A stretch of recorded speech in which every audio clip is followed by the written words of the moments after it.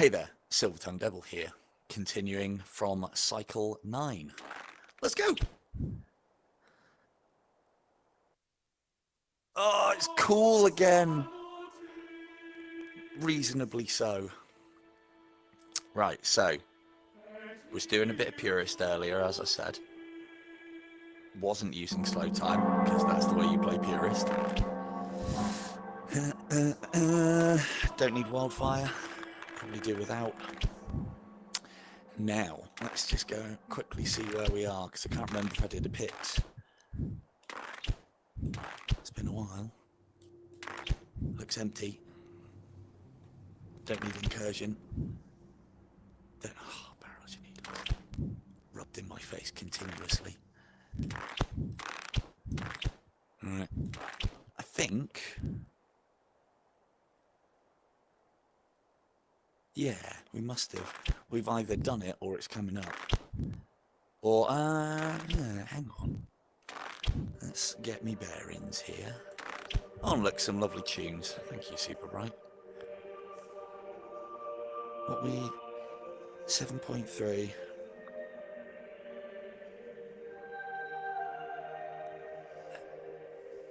Hello, Alan. Yep, nestle in. Nestle in. Hello, Sean. Right, I think... a flying tutorial. Interesting. Right, I think we did the pit. Now, I should go back and check, but I can't be bothered. Let's get on with it. Now, we'd like to avoid a long-range sniper duel with this guy. These first shots aren't good tonight. There we go.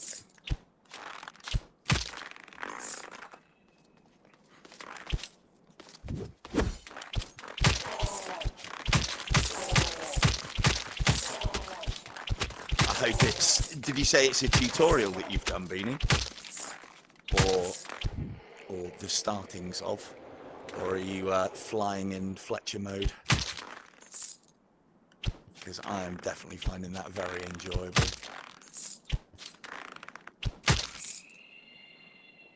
Right, so first things first, this area can be quite tough, but it is quite an easy one to pick apart.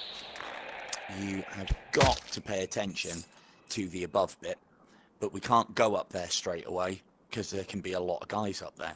So we do want to make a point of, and we've got plenty, do want to make a point of clearing out as best as possible.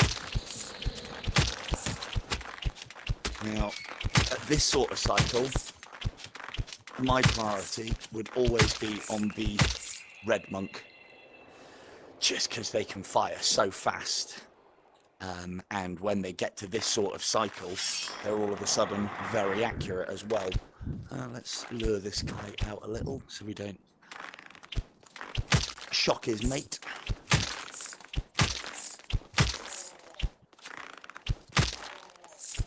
Make up that distance a little. Lovely. So yeah, this will be the tune of things. You gotta watch up the top. There's lots of times where I've been popped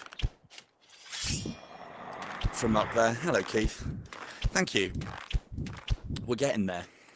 That's I think like that video that I did is the footage from the first time or maybe second time I've proper had a go. So it's an in training, and the best part about it is you can be done, started and finished. Well, I don't know, how long did it take me? Probably a couple of hours. The pits, they're so bad, so horrible when you can miss those shots. But as I say, it's been pointed out to me like Paradise Lost is not worth the points in Fletcher, and it's just way too much risk because moving targets and very small targets. And so I thought, well, there was a tournament a while back, and I won it. just by killing bosses. Where is that? Just by killing bosses and orphans. Yeah, it's definitely an exhilarating way to play it, and judging by the competition at the moment, people are finding it tough. I mean, I don't know how far I'll be able to get. The one thing that I didn't cover, well, obviously I didn't cover anything on the video. Come on, I'll finish you off, then I'll move. And you can go right about there. Give you some real estate. Teleport into it all you like. Come on. Keep it. Come on. I do think some of these monks have got ADHD, you know. Oh. So that was a noise that I heard from an unknown quadrant, which is why I immediately hit my slow time.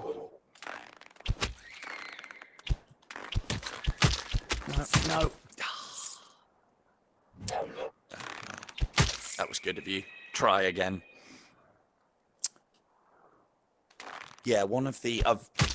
I'm keen to do a live stream on the Fletcher side of things. That's what I wanted to avoid, shooting him up there. I shouldn't be managing them at this range. Yeah. It has always been a thing, though. You do have to accommodate for it. Hello, Amy. Don't worry, you haven't missed much. Not yet, anyway. Where's the other one gone? Oh, he's gone. There he is.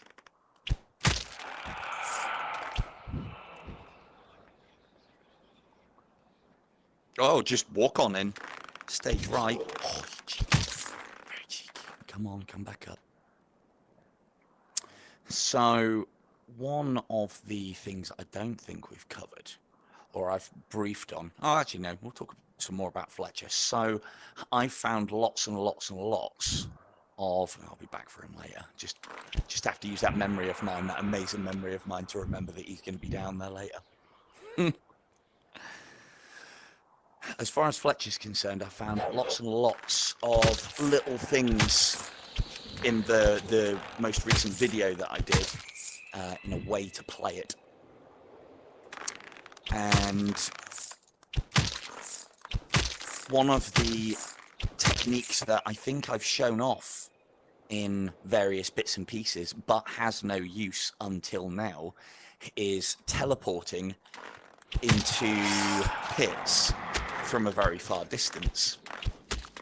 And what happens when you do that? Oops, much there then.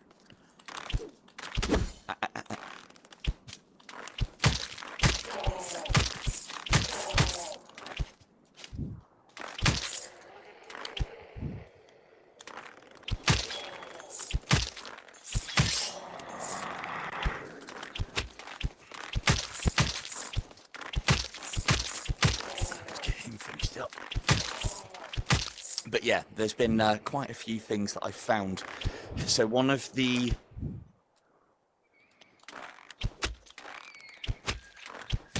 particulars that I found was very useful was if you can teleport into a pit from a huge distance away, you don't have to deal with the ghosts that are outside of it, which are worth no points anyway, or garbage points in comparison to what we would be doing.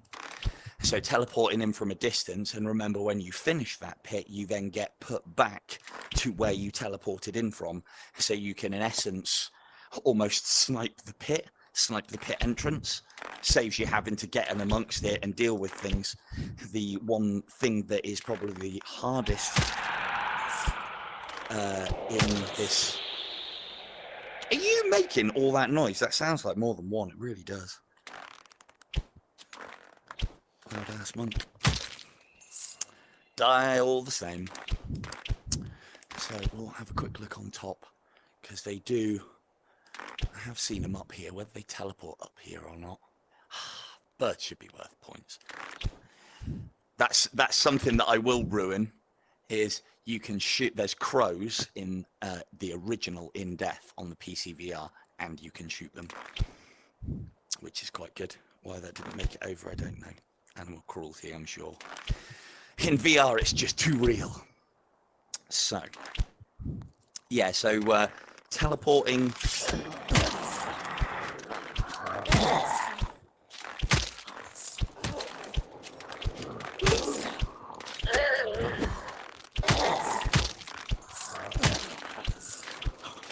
So that's another thing, and that's a good point. This is part of the reason why you try and snipe the entrance of the pit. I'll try and show it later.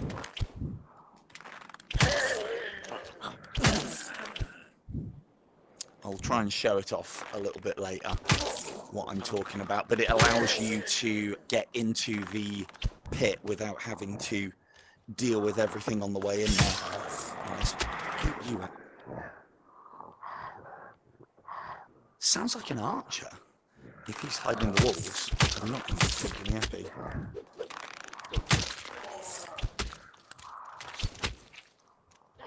I've got time. Now have them. So this seems to be the way that I've started doing this part in particular. Come on in, gather in, steady. So yeah, teleporting in to the pits from a really big distance. When you come out, you will be put back to exactly where you teleported in from. You're just going to stay there shuffling. Okay. So the reason why I think I've explained this before, the reason why I draw them off over to there is just to keep them all in one position. Then I teleport back onto something that, again, they can't get to, which is why they don't move.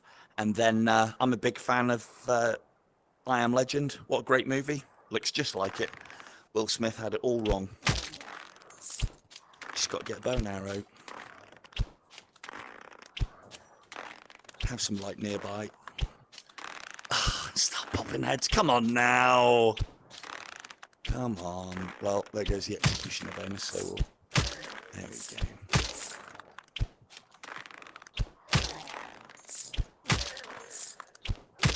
That's one thing to note on this, is if you did what I just did and missed that first headshot, hit a headshot and then missed the second one loads and loads of times, you may as well just stop firing at that point and leave it a little bit. Or do you practice shots or what have you, but leave it a little bit, because if you hit that first headshot and then you take ages on the second to get your executioner going, you just shorten your time.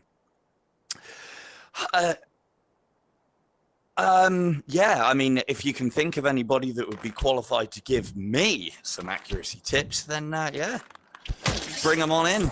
Bring them on. I take it this will be like LG, maybe Mr. Smith. Well, it's not on demonstration tonight. Hello, Von. Right. That looks like about it. So, I don't think we've got... Okay. So we're a nugget of health down.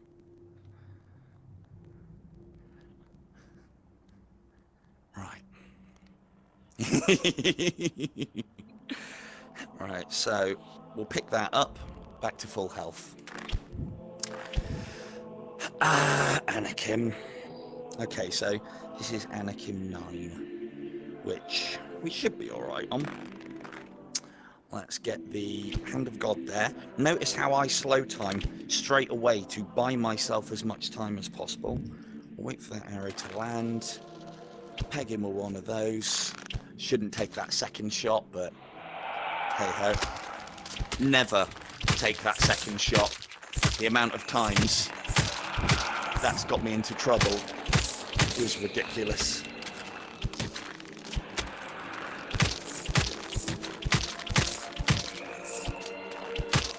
Hello, Shazama Banana, I think that was.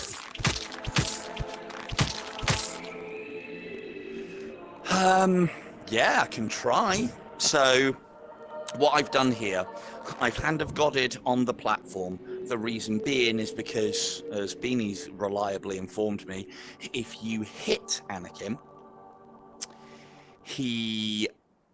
I think it means that the knights spawn sooner that's not good because he's going to get fairly far pushed. Hopefully only as far as the bottom of the stairs. I'm using copious amounts of slow time here. So I've hit the Hand of God onto the platform as opposed to hitting Anakin, which I used to do directly, so that the knights, I think, spawn in a little slower. I've then Winter's Bited him, which has done just enough damage and tick damage to spawn the first 2 waves of archers. Now, I shouldn't really play around with this tactic. As much as I like it, it's so easy for them to change it so that it's, you know, no longer valid and doesn't work anymore. But it's worth demonstrating, and you know, I've got to practice it. So what we're talking about here is, let's Hand of God him to make him nice and slow, and let's go and say hello to the knights. Not accurate. More ice. And all up.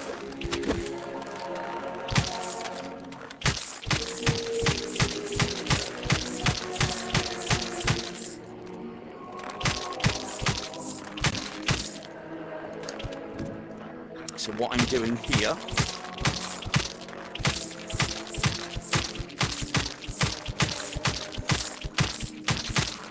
yes, sometimes that does happen. In that circumstance, you've just got to suck it up, unfortunately.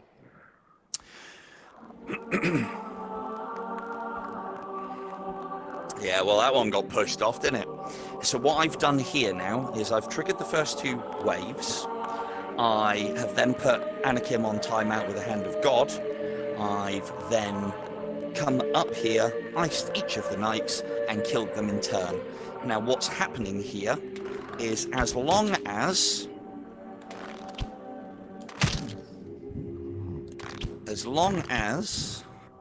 that should do enough. As long as I don't kill any abominations at this point, the knights are now, in essence, spawn locked, which basically means I don't have to deal with knights anymore, which is nice. Although I do still have to deal with these guys.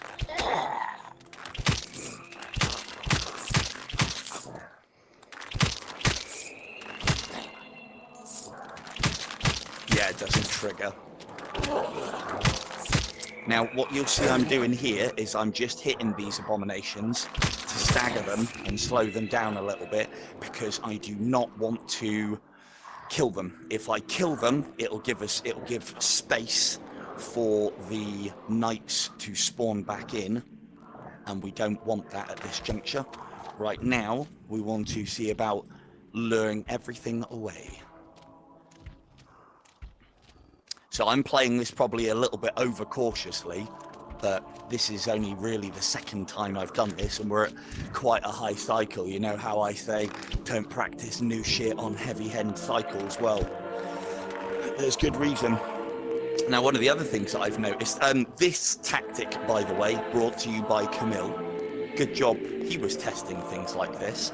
As I said, Ender the last season, I saw this happen. Turn the volume down, jeez. Could you turn that volume down, Jesus? So we've dealt with wave 1, 2, and 3. We're now going to bring Anakin back up to the top.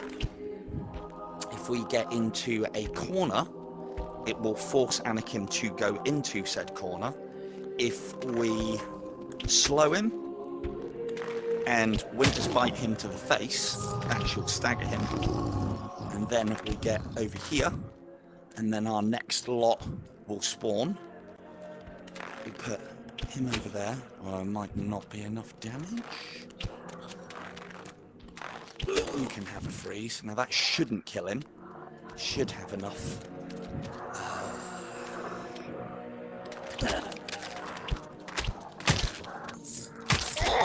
Now, come on. Come on, monks. Come on, monks. No?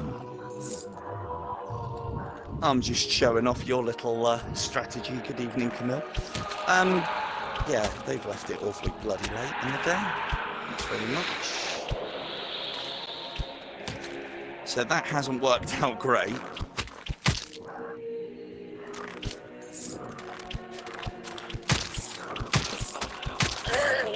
do want to get rid of some of these. I'm not going to worry too much about the headshots. I'm going to move. Oh.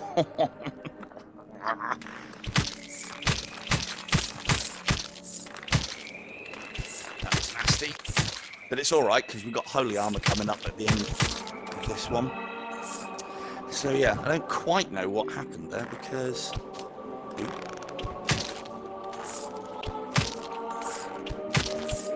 I don't quite know why they didn't spawn. Hello, Travis.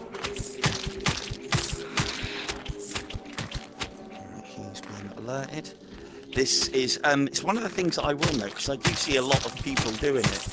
I've even, on occasion, I think I've even seen LG do it in the earlier days. And we shouldn't have taken that hit. There you go, there's 4 life gone. With Winter's Bite, every time with someone like Anakin, who you're trying to damage deal,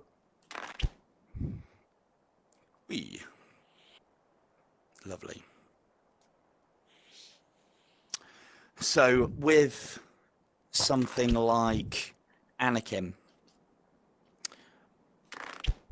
each Winter's Bite, when you start it, starts the tick damage and does damage. Oh yeah, the drops are random. I'm just asking and hoping to receive, which I didn't. We've already got the health on top. Well, there's the first hit of the night. Get it out of the way early. At least we're in Paradise Lost. Nothing could go wrong here, right? Yeah, with Anakin, when you hit him with a Winter's Bite, it actually calculates his health at that time and then does tick damage based on that. If you keep on hitting him with Winter's Bite, each time you hit him, it starts the tick damage all over again from the start, and it does like 6 ticks or 8 ticks. But each time you hit him, it then refreshes and recalculates and will do lower damage based on the fact that its calculations on how much damage it does is based on the enemy's current health. Now, this one for you, Beanie, because I have asked in the past and nobody's done anything on it, but the wording needs changing on the upgrade. It has done for quite a while. I think it's super bright or aware, but it doesn't really matter too much. Let's go down here. Let's slow it all down, because we do need to start playing a little bit defensively. Didn't plan on taking that hit.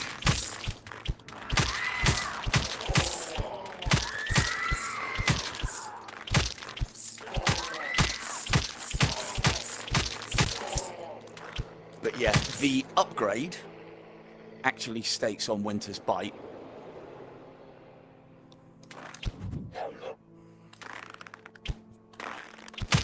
yeah, you are right, it's not a priority. But yeah, it actually states on the upgrade that the tick damage is based on the enemy's maximum health. If it was, I mean, to be honest with you, if you want to, Beanie, get it changed so that it does what the card says, because that means that the stronger Anakin gets, the better Winter's Bite will become. So what is on the card for Winter's Bite is actually stronger than what we get, because on the card it says based on maximum health.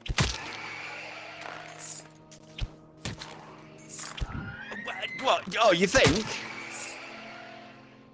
No, OP. But we like OP. Let's move, because I don't quite know where that is. Yes, you could. And wouldn't it be a glorious 5 arrows?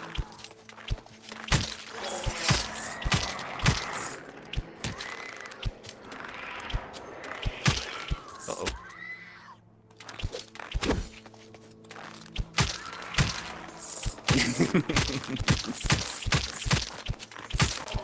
Yes, it is. I don't know. I mean, if I talk about the fact that I want it powered even more, because, well, the reason that was always explained to me, barrage of needles, rant incoming, cover your ears, lock up your children.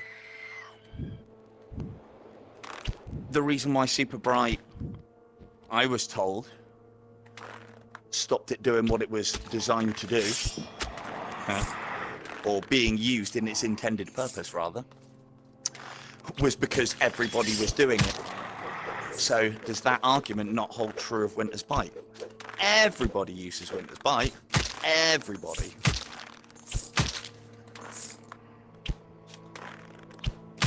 I do wonder if they heavily nerfed Winter's Bite, how the scores would look.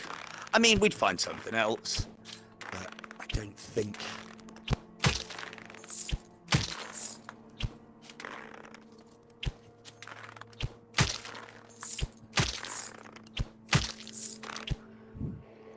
Me!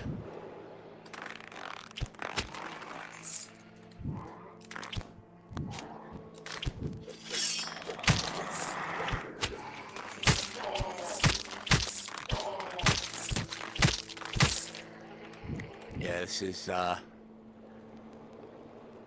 don't know, what are you going to tell them, Beanie?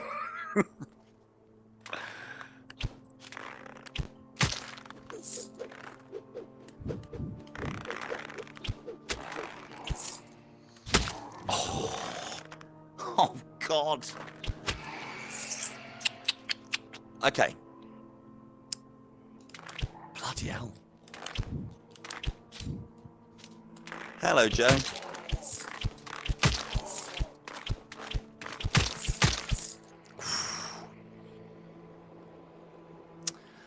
Well, welcome, and thank you for joining us. Well, that was another silly hit. I was getting all excited about the convention. I wasn't paying attention. So, I was waiting for this. This is all part of the plan.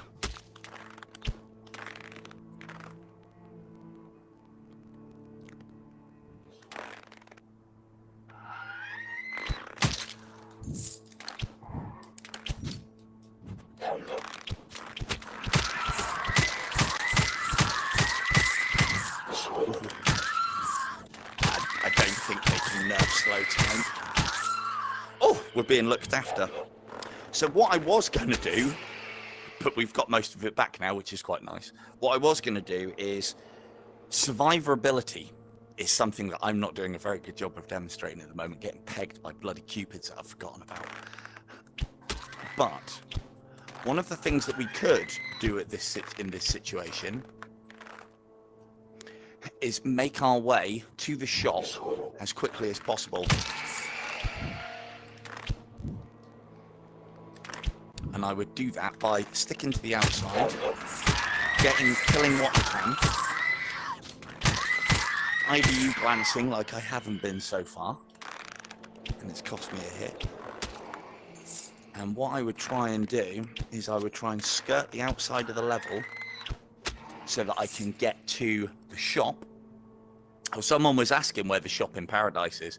It's those massive towers on the islands all by themselves. So we're gonna work the outside. I'm gonna play this like I'm on death's door, like either I'm on my last hit, because I've done this many times before, that I'm on my last hit or I'm in a situation where I could lose grace of God. And what I would do is be extremely shy. Was that you? Yeah, it was you.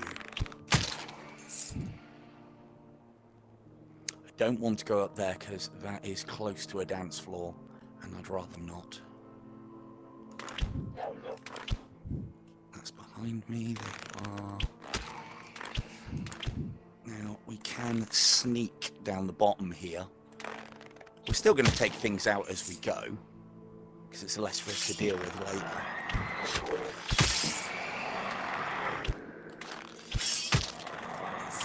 And these are actually some pretty good positions for some shots.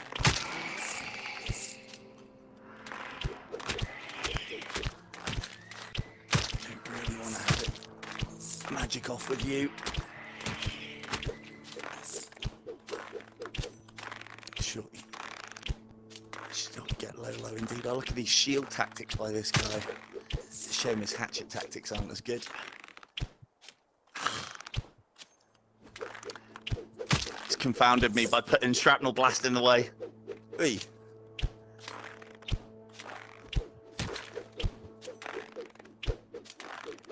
I mean, I love the fact that we can call arrows to us like hammers of Thor. Come on! I know it's a small gap. Because you didn't used to be able to do that in the old In Death game. You have to pick everything up manually. It's an absolute ball ache. Come on. Come on. Come on. There we go. I'm glad that shield got sent back to the abyss. That was the problem. Oh, another one.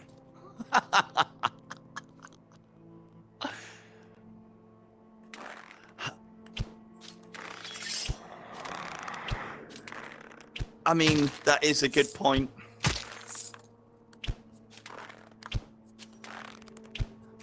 The problem is having a kite shield. They'd have to change the hitbox or the where it can be hit box. I will get them because they're by themselves. I'm far enough away that they're not going to get any help. Right, okay. So we're keeping low at the moment. We've dealt with things that aren't too deadly. The other thing that I would say as well, do not attempt this if you are in the second section of Purgatory, of Paradise. Or only do it from the first section. And the reason being is because orphans make you do some very, very silly things.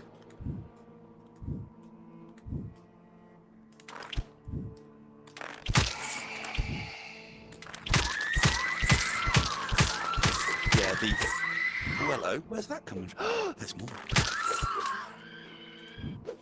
Right, let's just make sure we're not going to get done by one of them, because of the route going to trying to preserve life, I'd look pretty stupid if I get hit. Oh, why you go down there?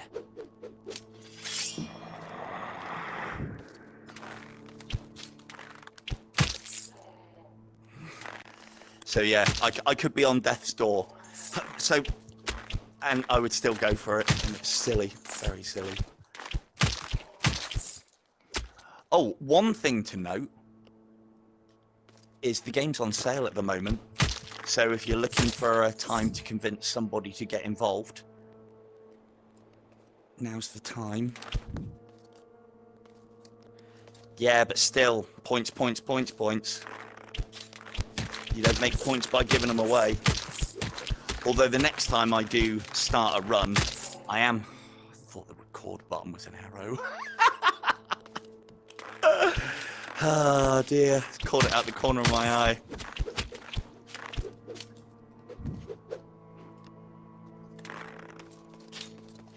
Oh, hold still, would you? Stop making this shot. Stop making this harder than it needs to be. Okay, so cleared all this out. We're still nice and low. Using the ground,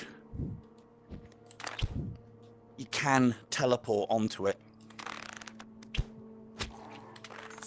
And you can make use of it, which we're going to do now. I think I can make that shot. Nope.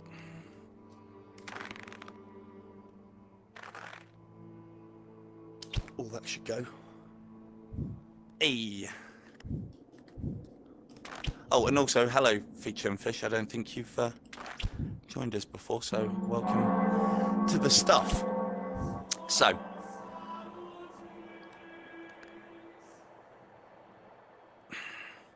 So this isn't a bad situation that we can now take stock of. We've got to the shop. And nice one, Camille. Thanks for joining us. And we'll have this one as well. Now, normally I would pick that up. And the reason being is because I've got 2 health empty, and if that is a double, it'll put me to full life. I'm not going to, because it's easier to get health right at the end from the shop than it is to go back through the level. So this is bad form for player, but good form for streamer. So the reason why I've left that one in the shop is I can go back and pick that one up if I take another ping, which I might.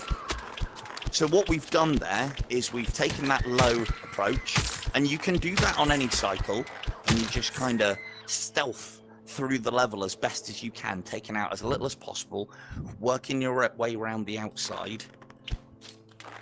You can even use this approach if you find taking the level top down easier. It's probably not quite, as we were talking about in another stream, it's probably not quite as good for headshots, because you're looking down on them and then shoulders get involved in headshots, especially on nights. But you could find this easier, and if you did, using that survivor tactic. So you would do that if you're on death's door and you are basically on a wing and a prayer of hoping that the shop contains something that you can have. And again, all part of the survivability. Yeah, and I'm exactly the same. Yeah, you do all this, like for instance what I just did then, completely changing my style and pace of play to show that off, because, you know, I'm not in a great situation at the moment, if I'm honest. We haven't got a lot of health and we're still taking 4 points of damage per point. Yeah. If anyone's ever seen Beanie stream or what have you, that's definitely a thing. The more he gets hit, the more angry he gets. He's like the Hulk of IDU. It's it's very self-destructive and awesome to watch. Jay doesn't do things by halves. Beanie will get hit once and then go into fuck it mode and probably get hit again. Oh, he's going. He's going. Nope, he's not going. Thought he was going to go. Alright, IDU glance. Nope, nothing snuck up on me during all that noise. Continue.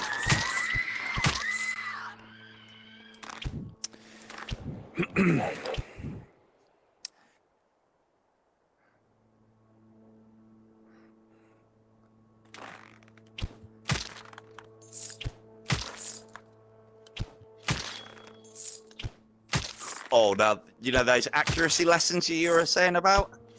Damn it! Woo! Gotta love those shots.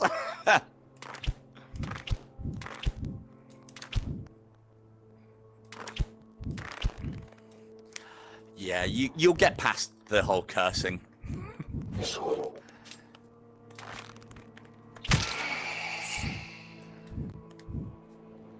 You'll get better with the cursing, because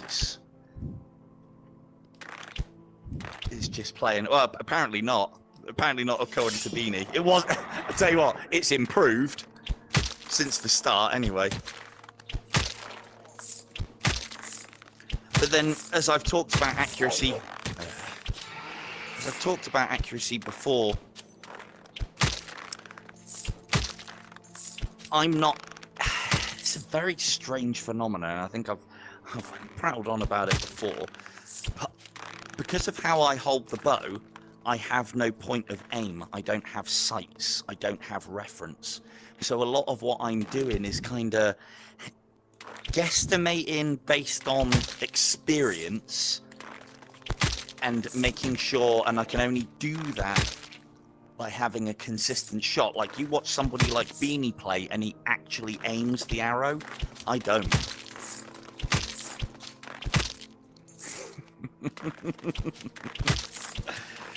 Yeah. Hey, we were both rookies once upon a time. Something like Fletcher definitely puts you back there. Definitely. It's one hard ass mode. Yeah, it's maybe it's, as I said, it's an experience thing as much as anything. Did I get ones down here? I hope I did. Yes, I did.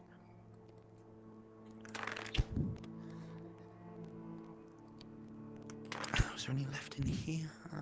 No. What's that arrow situation? Not bad, but well, we just need lots of hand of gods. Hello, Ray.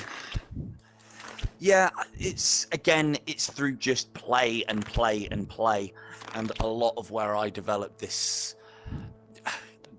it's not muscle memory, but something like it, I guess. A lot of where I developed this. I don't mind taking that one now, because if I'm going to need another one... Ugh. I want to know, and I also don't want to know.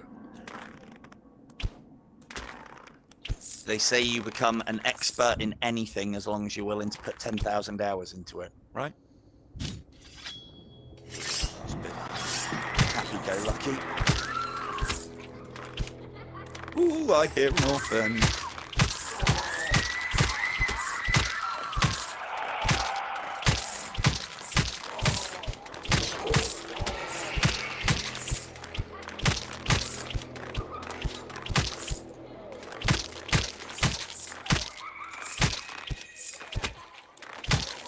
Get down. Yeah, there's, right, where's that? That's close.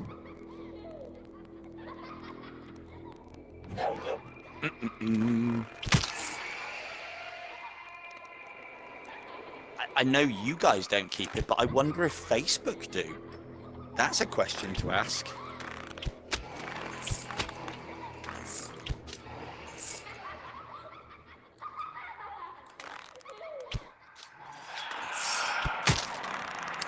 That is quite...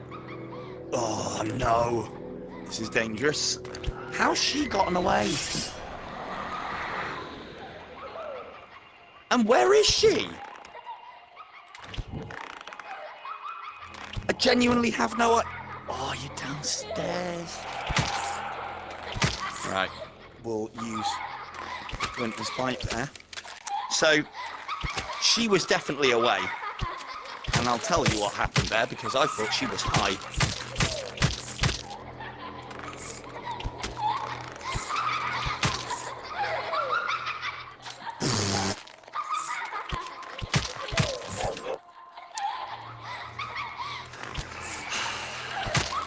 Put myself into a bit of a quandary here. There we go. And we're safe.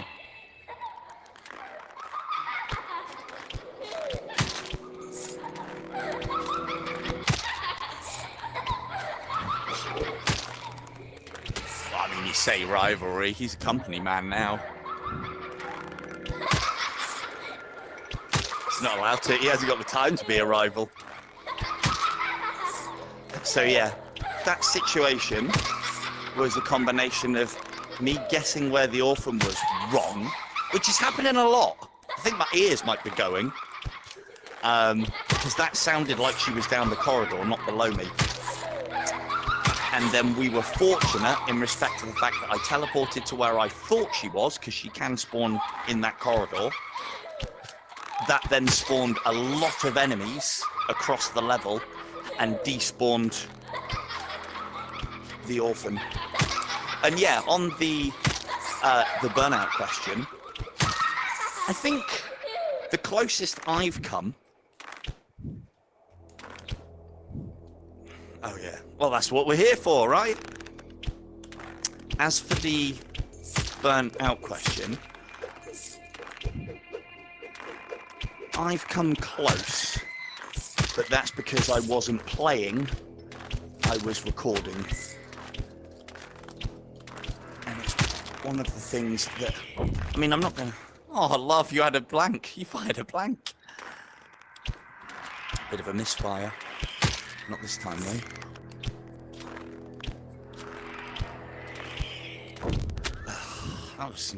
There you go, there's accuracy for you. Well, can't miss at this range, I guess. Cheers. No, won't have a bad word said about you. Helped out there greatly. I've come close to burning out on the game, but it wasn't through gameplay. It was through getting footage to record things. But then I do love doing the videos, but then that's why I kind of see live streaming as having a break. But I will try and start doing videos again at some point.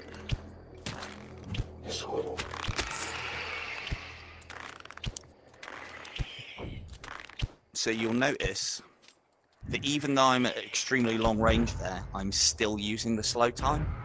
And you have to on Paradise Lost, because it's whilst you're having those kind of engagements, that's when the Cupids come.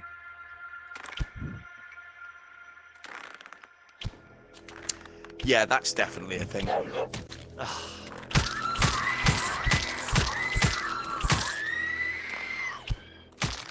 I get to play and I get to help. I get to make some progress. Thing is, I'm making a bit of a rod for my own back, because I'd be expected now to do more across the leaderboards. So I would like to be the first person to have top 5 on everything in all disciplines. However, that's quite the time commitment. There's been some recently new names on Siege of Heaven, which means that I can't get away with decent scores. I have to get exceptional scores to be able to get into the top 5 of that.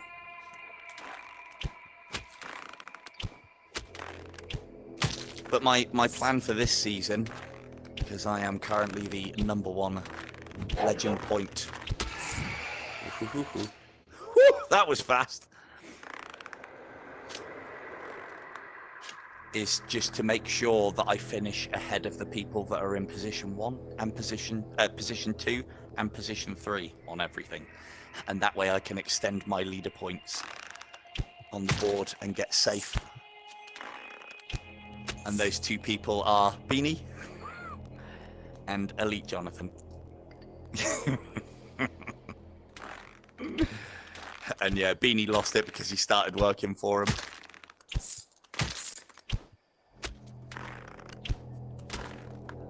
I mean, it just means that I've played it for a very long time. Oh, we had a bad time of it. Playing in all the tournaments is a lot of points. Because I'm not being humble there or anything either.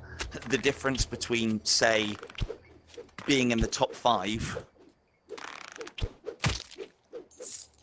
Oh, RB is very good. The difference between legend points on a lot of these rankings and tables between, say, 1st and 100th is maybe 100 legend points, maybe. I think it's more like 50. Which, as I think I said, when legend points was a thing and it wasn't linked to any sort of, I don't think it was linked to any sort of reward, is part of the reason why I had a look at the crossbow originally. So I remember a long time ago when I wasn't using Winter's Bite, still spamming Anakin. Just stay there to get past him. And I remember the achievement that gave me the most problem was 666 headshots in one run. It took me forever. I tried to get that one nice and quickly because I wanted the additional damage as quickly as possible because I prized that. And back then, I just played the bow and Siege of Heaven and didn't really understand what was going on with legend points and how the leaderboard worked. And I was upset is a strong word, but I was not particularly pleased when it got to the end of the season and I got sod all points. And then it was explained to me It's always about the accuracy, isn't it?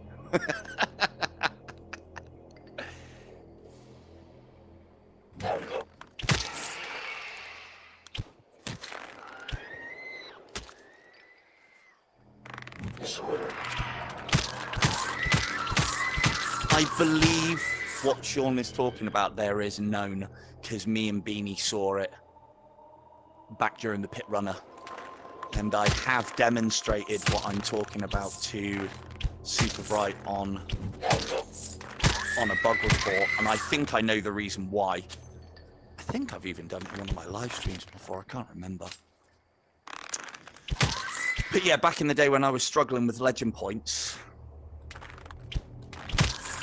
or found out why I was struggling in legend points, is why I did my first video on the crossbow. Because it was explained to me that just being high in one leaderboard was not enough if everyone was doing all sorts of other bits and pieces. Even if, and I never played the crossbow in my first season of IDU. And that's one of the things that I then changed. As for the crossbow question, I think that's something that's either been changed to help performance of the game overall, which can't be helped, or it's another one of those things where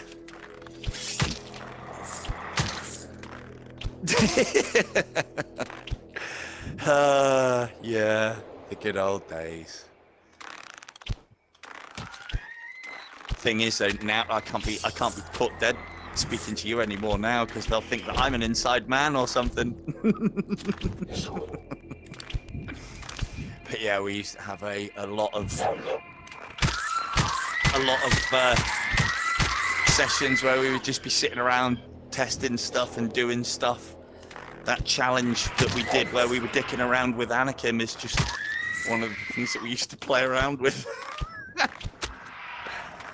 Which was a good laugh. Back then it was to make sure that we could. Or that, or right, no, not to make sure that you could, but to make sure that we could. And then there was also the rivalry thing. Oh, well, I can do it. Why can't you do it?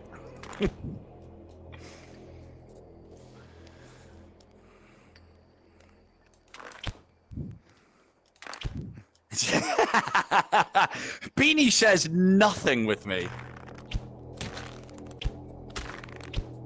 No, a lot of what I hear from Beanie is things that I hear at the same time as all you lot.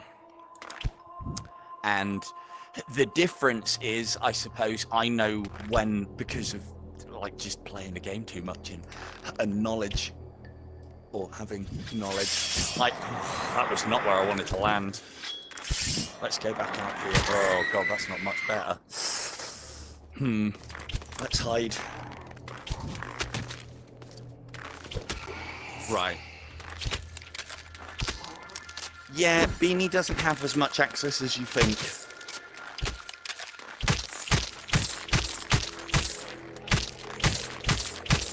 Remember that Beanie doesn't, and I can say this, and I'm sure he won't.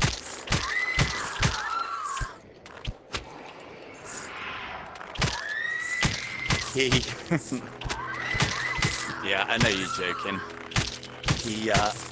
I rib him for it all the time, but the reason being is because it can be further from the truth. He has no access to all of these things. I wish he did, because I've asked him, and he would save me time. He would save me time if he could, but he can't. Although he works for the company, he's not, like, part of the game. He's part of the community. I'm probably playing a bit too fast for my own good here, to be honest with you. But this, again, is part and parcel of the problem. Because playing fast... So this is what I wanted to talk about. This is one of the major things. Playing fast and playing a bit loose, like, that was unfortunate that teleport arrow went as far as it did, landed me in some hot water. I was then copiously using slow time, and my teleport arrows came out here, didn't like the idea of being pegged by orphans whilst trying to deal with everything, so I slow motioned and went back inside just for some cover. The problem is, I had to use a Hand of God in a situation where I shouldn't have to, and I had to use several freezes. By doing that, if I do that several times over the course of a run, or over the course of, say, a cycle, or maybe even a world, I can find myself, if I don't get any quivers, really shy on the special arrows that I need when I need them. And yeah, I mean, the thing is, your position is you are an ideas man, but you don't implement the ideas, you just tell them what would be good, and you let the people that can do it, do it. He can get very far, I'll give him that much. Oh, that was a lovely headshot. Oh, and a second, there's your accuracy. Clip that, send it to Beanie.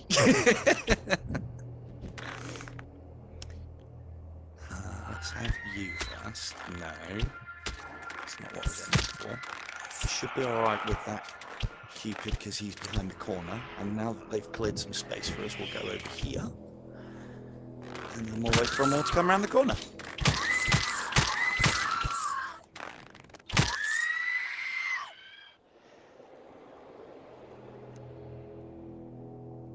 Yeah, I mean, to be fair, that's part and parcel of why I'm here and what I'm practicing. I can do this fine in silence. I've been practicing doing this with music to try and distract me. Yeah, sounds like the sort of thing that Super Bright would say to you. You want a bow? You got to do it yourself.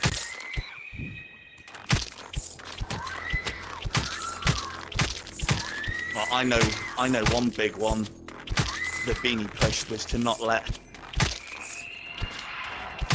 yeah, that one.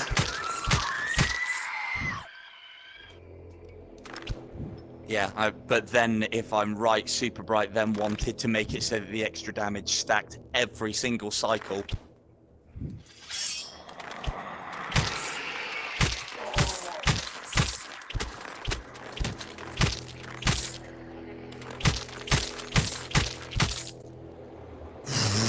Good job, you wasn't very accurate, otherwise that was my lunch right there.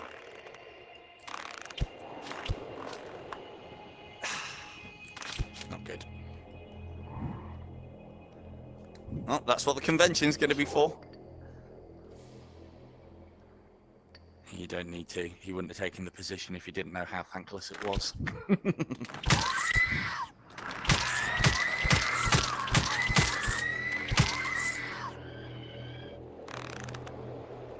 No, you're quite right, Al. I mean, to be fair, I do that as well. I don't be silent about it, though. I'm quite vocal about it when I do it. I've jumped straight back into trouble again. What's happened? I'm Chiang Mai. Oh, that was good.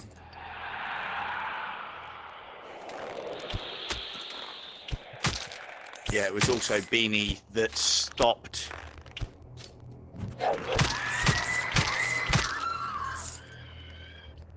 Oh, just something Beanie was on about everybody meeting up. But it's an idea that I believe is very much in its infancy at the moment.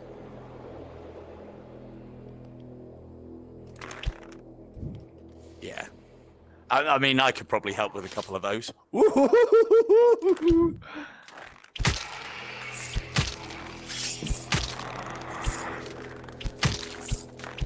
But yeah, as I say, not only was Beanie did the damage multiplier thing, which was not a popular decision at the time. Apparently, we lost hundreds of thousands of players. They all fled as soon as the double, triple, quad damage. But then, if I remember rightly, Beanie stepped in and curbed Super Bright by saying to them, you can't have the damage going all the way up to 12 damage and killing players in one hit.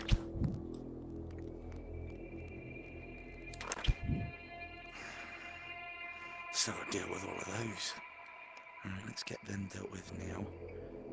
Let's see if we can lure an archer out and do that thing. He'll probably teleport. What's he gonna do? Nope.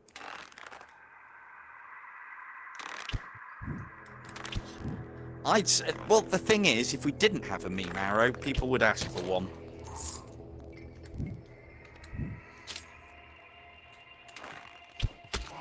Yeah, but, oh god, that wasn't good for him. He's got a small winky, but I'm pretty sure I hit it. I mean, one and done, you can put yourself in that situation. To be fair, if I can get a few cycles deep, I'll be putting myself in that situation on my 0% run.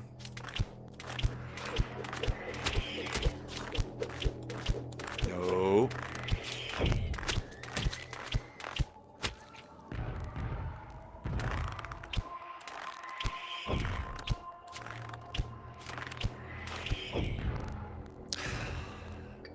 Come on, accuracy. Come on. Oh, all that. Yeah. Thank you.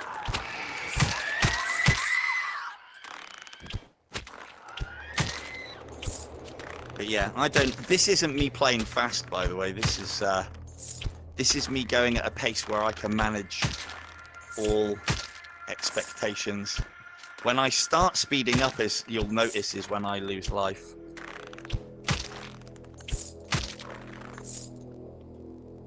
I mean, that's a video call. That's easily done.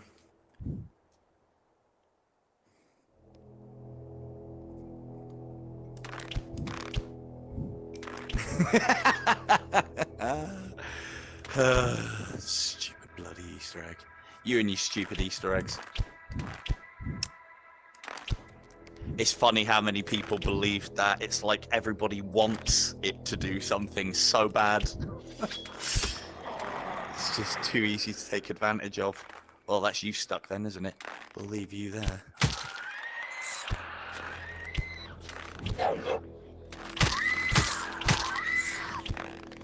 Damn it. If your arrows are pulling to the left when you pull back, try pulling faster. I don't think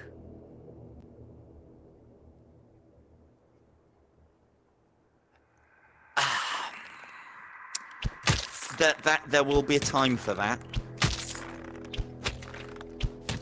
But to be fair, so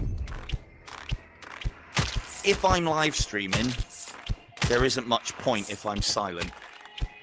And if I'm not listening to all of you guys talking, then I also don't really see much point of live streaming either. But then I could record my faster gameplay and put it out as a video. But I find it dull as dishwater, if I'm honest. Now, seeing as you're going to stay there, we're going to angle ourselves in such a fashion that if we hit him... Oh, you're going off. Oh. That's a sharp top bit of an axe. Are you throwing more? I hope he didn't have a family. Oh well, he'll be back. So, let's see what's respawned. And then I think it's on to Gabe. But yeah, the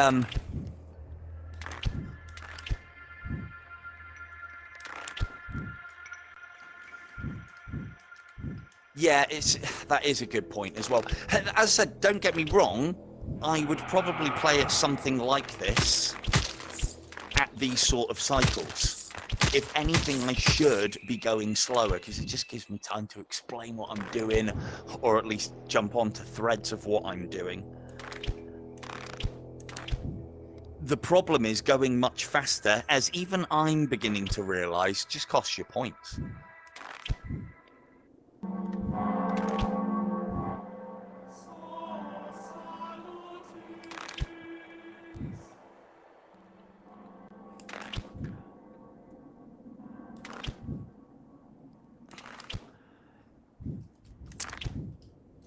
There is that.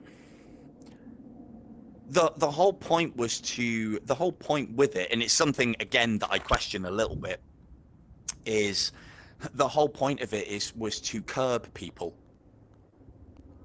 because people have been able to get to, and even I thought it was like quite a task, been able to get to some very silly cycles.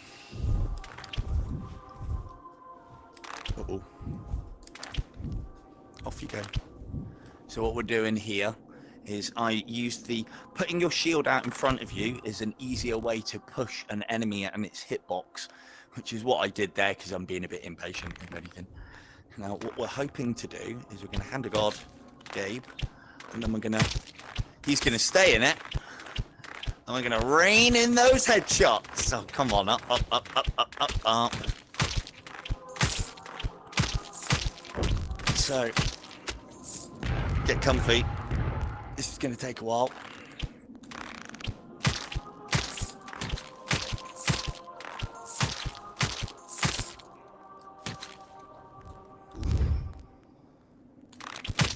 Yeah, 2,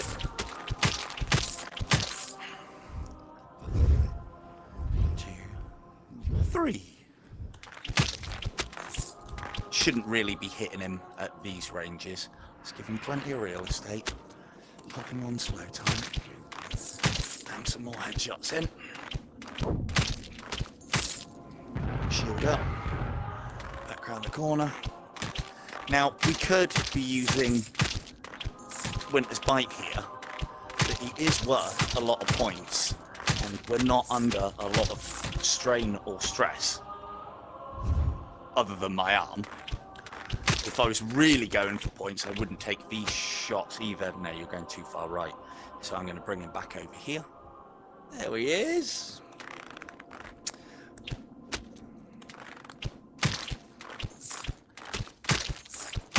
Oh, why can't I get the glitch? Come on now. 2, 3. Do your retreating one. All we do is retreat in one as often as you used to. Is retreat and strike. Now the reason why I'm doing this and not using a Winter's Bite, I would do at higher cycles. But now that I've learned properly to control him, or how to manipulate where he goes, it's just, it A, saves me Winter's Bite, and this is all worth, yeah, okay. This is all worth, it's all worth decent points.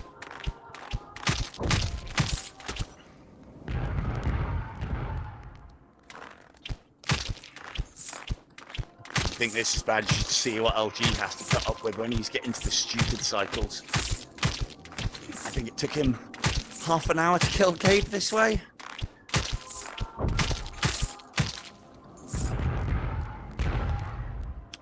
That is a good point.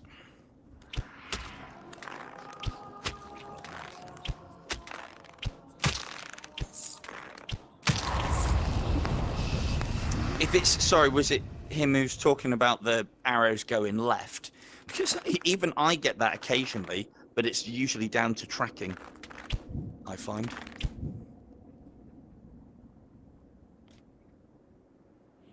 Yeah.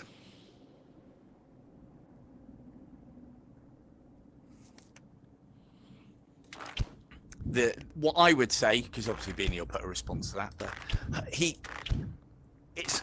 it's not that he can't do it without aiming, but if you watch when he fires, obviously he does this silly horizontal thing, but he actually has a point of aim that he can then aim off, that point being the tip of the arrow.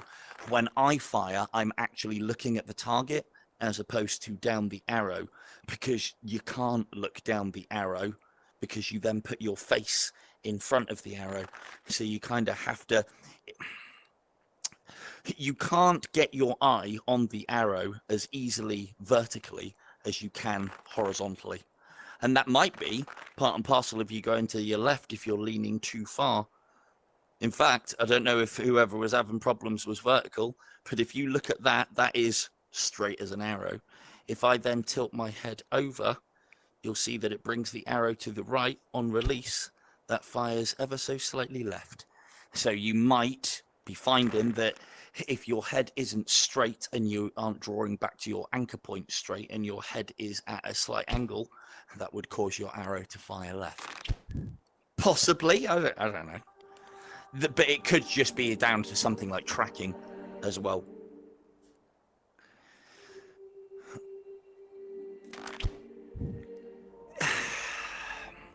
The bow, Yeah, I suppose it kind of is.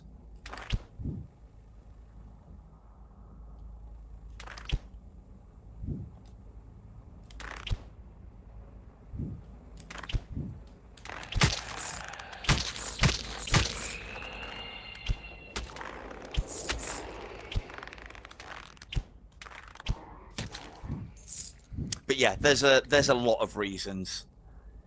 To be fair, tracking and consistency in Death Unchained is one of the things that keeps me coming back. It's one of the reasons why. Hang on, I'll tell you. I'll talk about me draw hand in just a mo.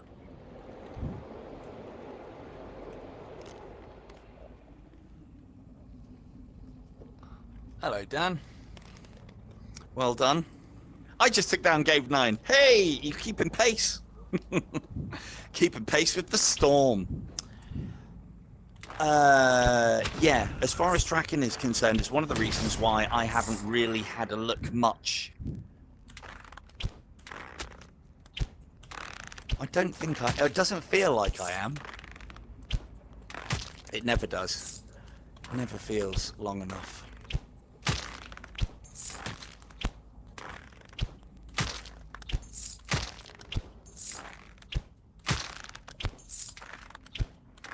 But yeah, it's one of the reasons why In Death never really did it for me. First off, it's a PC VR game, and I hate being tethered, and I know you can play it wirelessly, which is what I've done recently. But one of the things that I did find is that In Death on the PC is designed really for another kind of tracking, and I was finding that whenever I drew an arrow, it always looked like this, and I was not used to it.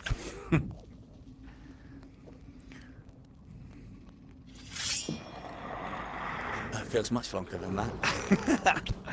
And there was me thinking I'd covered a lot of ground talks. Maybe I should talk more.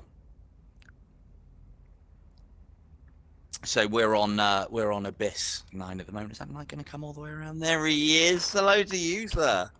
God, that was horrible. But yeah, tracking could be a thing.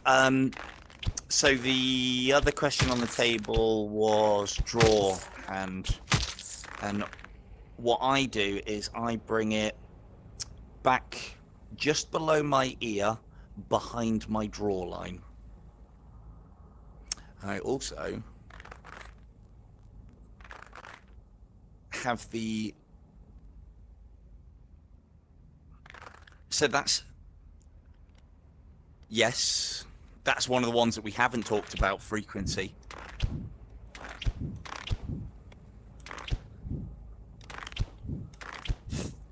Three.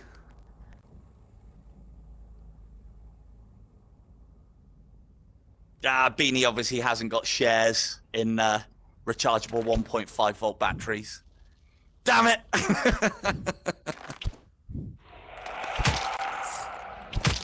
But yeah, those are all things that you can do.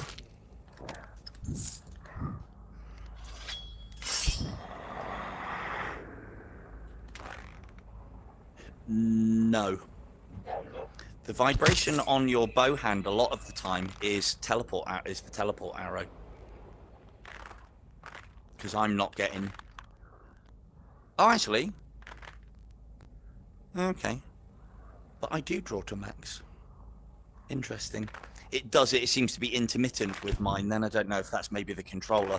It's been through some tough times. Maybe the motor's not quite as good as it should be.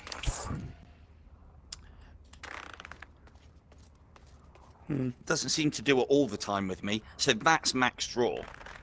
Let me kill this guy a second. Let me just go over draw. No, no, you are quite right. The left hand does vibrate. Yeah, the left hand seems to be intermittent. I don't know if that's me or not. You get vibration all the way up until a point, and that's usually when I release, but I've done it so much now, I don't...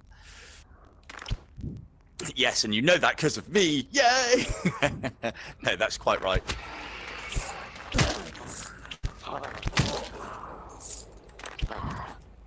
Yes. And yeah, the left hand does vibrate, but again, it's intermittent.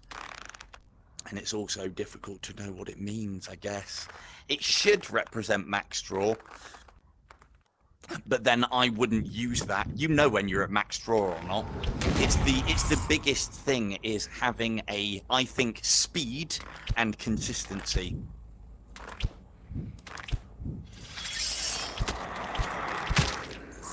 I don't know if it is that or not. Oh, yeah, bugger. Come on now.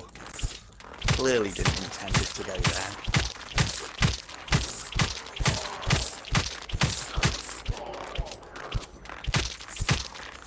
It was definitely going through his face.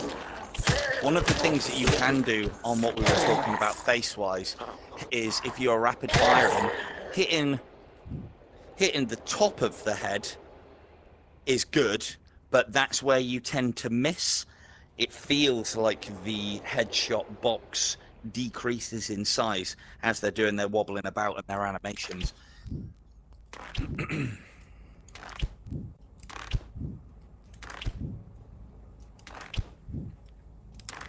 He's not wrong, but you do need a healthy amount of slow time with the movement, because you will get to a point where it just becomes too much.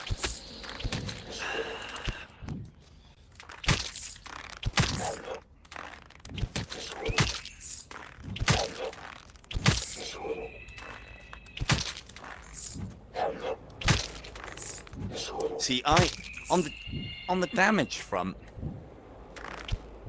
Oh, what were we talking about? Did I need to try and make sure I finish what I was talking about before I move on to the next thing?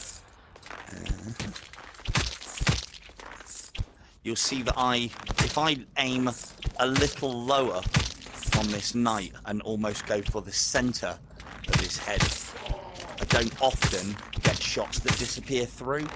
I don't think it's actually... I don't know if it's a limitation of the game. I think it's the hitbox dropping. So if you imagine a knight is just made out of 2 boxes, well, probably more than 2 boxes, a head, a torso, arms, legs. You can't hit the weapon, so that's not a hitbox. And what I think happens is as the model staggers back, the head box dips into the torso box too much,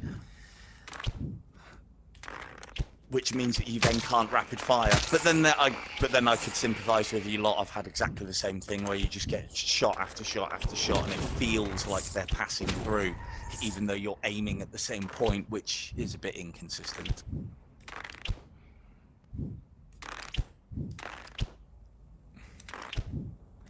Right. We'll save that for later.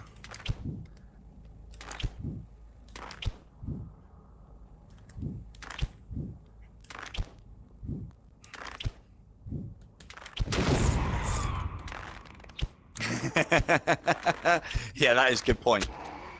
Yeah, you got to get that.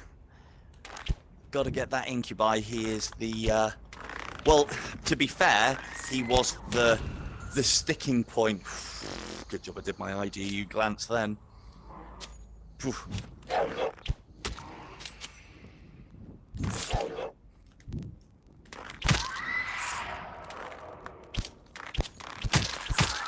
But yeah, the incubi, first incubi on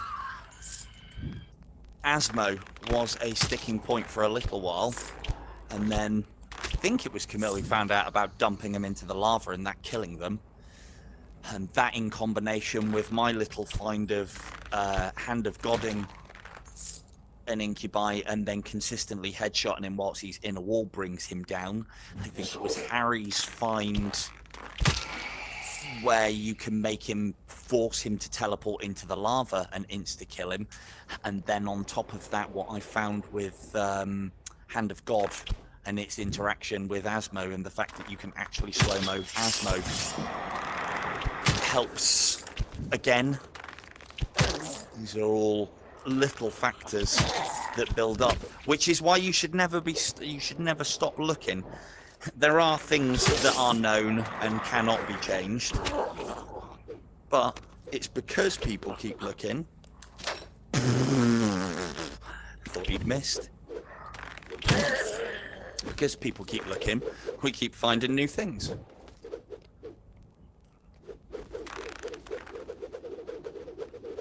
Ha! That's where it used to be, fellas. We steady on. I'm there for a live stream on a Friday night. Lovely.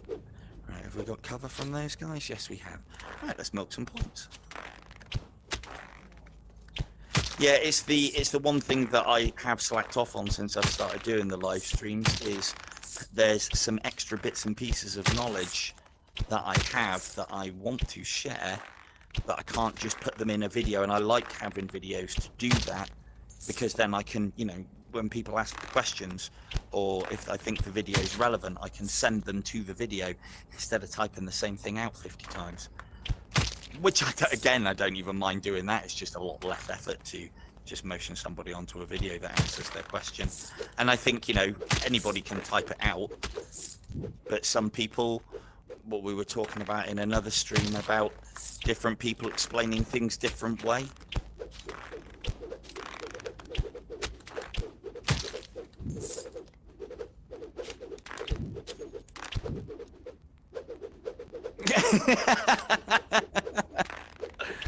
Yeah, I did leave that one a little bit late, if I'm honest.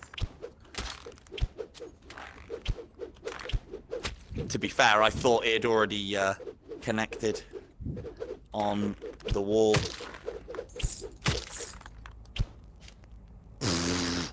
Where's that one even coming from? It's like Axe Gang right here. Yeah, if he's gonna... Are you gonna actually do your stream on YouTube though, Beanie, or are you gonna do it on Facebook again? I think you should do it on YouTube. It's just as easy.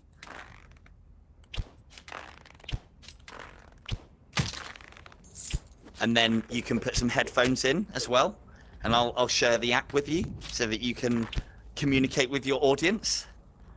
And then you can tell me how fucking difficult it is, and we can have a right laugh about how you can't do it and I can.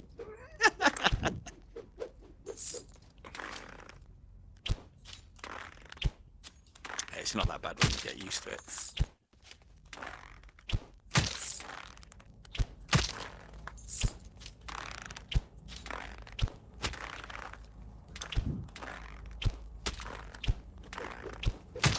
I was potentially experimenting with changing.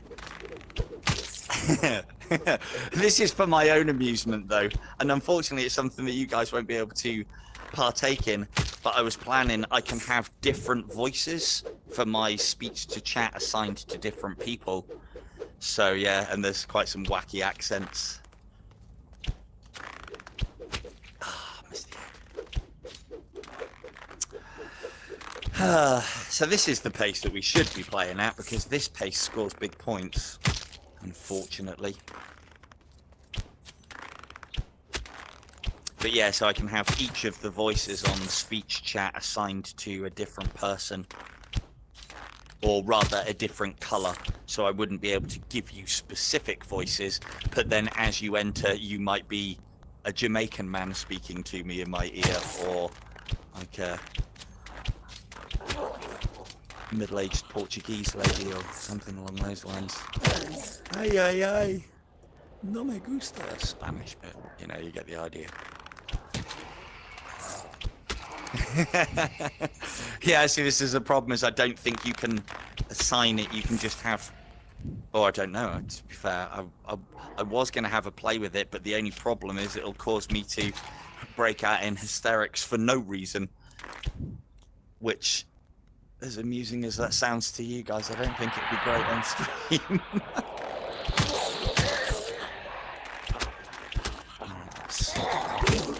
Manage this a little better. That's getting risky. I'm out. All right, round the corner. If I retreat back from this corner, it might bring the monks in, which is why I'm going to stay nice and tight, get rid of the abominations first, via cornering. Oh, right in the eye. Oh, right in the eye. Yeah, get rid of those guys via cornering first, then we'll move up, see where these have gone. Right, so another quiver there. That's nice to know. I'd love to get the pit in this stage, actually, because then I can make use of some of these resources and not have to traipse all the way back to get them. I do wish there was some sort of... It's only because I've got a shocking memory. Other people I know have asked for a backpack system where you can, like, store things in. It's like, come on, guys, that's why you've got a quiver. And taking life with you, I know you can get given a lot, but they're trying to cut down on your survivability by doing that.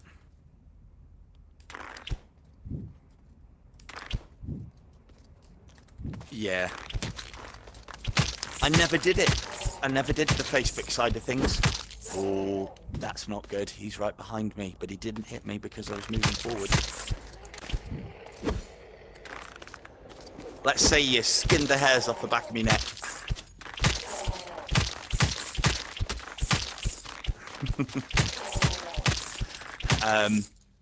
But yeah, I never did the Facebook live stream thing.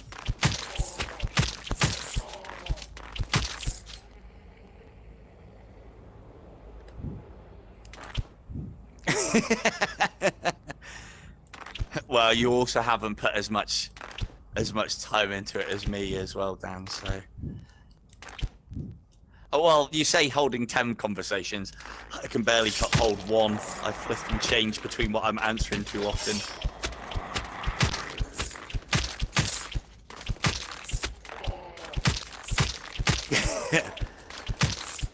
Yeah, birds are out. Time to go. Nice one, dude.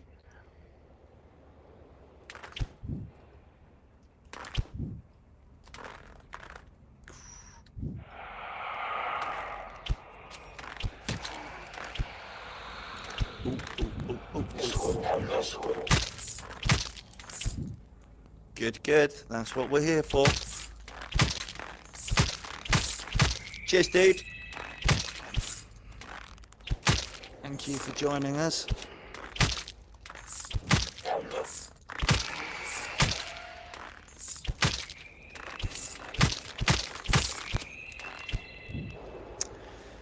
Right. Yeah, I do get the impression that because I'm being a little quieter than usual, or I think I am, I don't know. If I'm being a little quieter than usual, I'm just cracking on with things. But again, therein lies another dilemma as well. It's trying to find that fine line of keeping your mind on task, staying engaged and focused, and not just going through the motions, but also not getting too focused on it and phasing out. As I've commented on before, it's one of the reasons why I still love this game. There's loads of games that I could play right now where I could lose myself in the gameplay loop.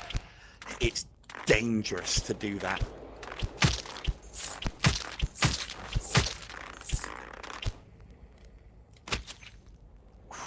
That was close. Yeah, that could do. That could work.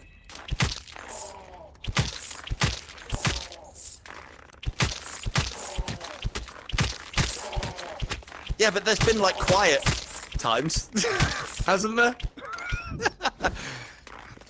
God, I must be droning on. There we go. Right. Yeah, always. It's funny from my perspective because it always feels like, all right, I haven't said anything for what feels like about 10 minutes. Let's start a new conversation or answer a question, which again is why I appreciate the questions. And apologies if I...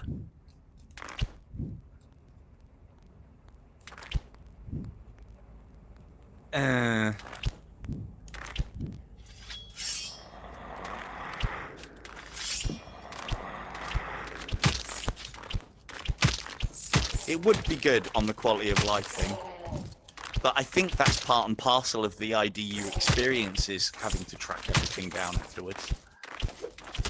Getting a bit close. Off we go. So if I try and aim, because I'm rapidly firing these ones, but you'll see my aim point is slightly closer to center of face.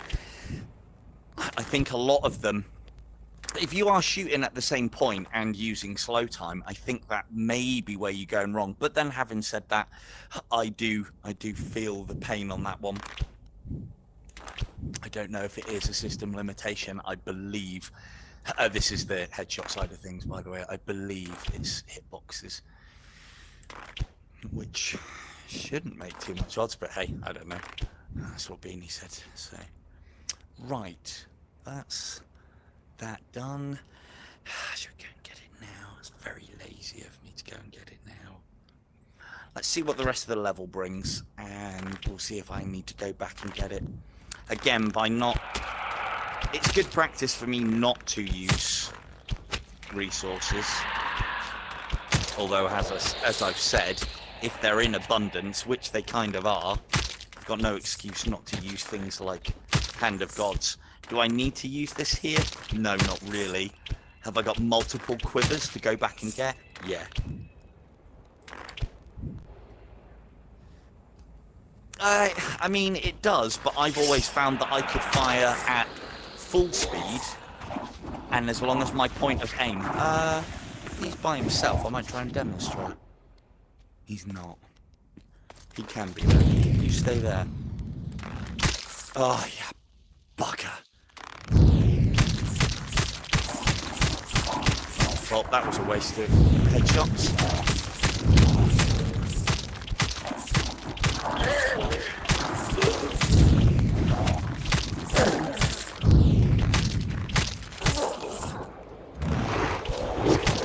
Come for that. In we go.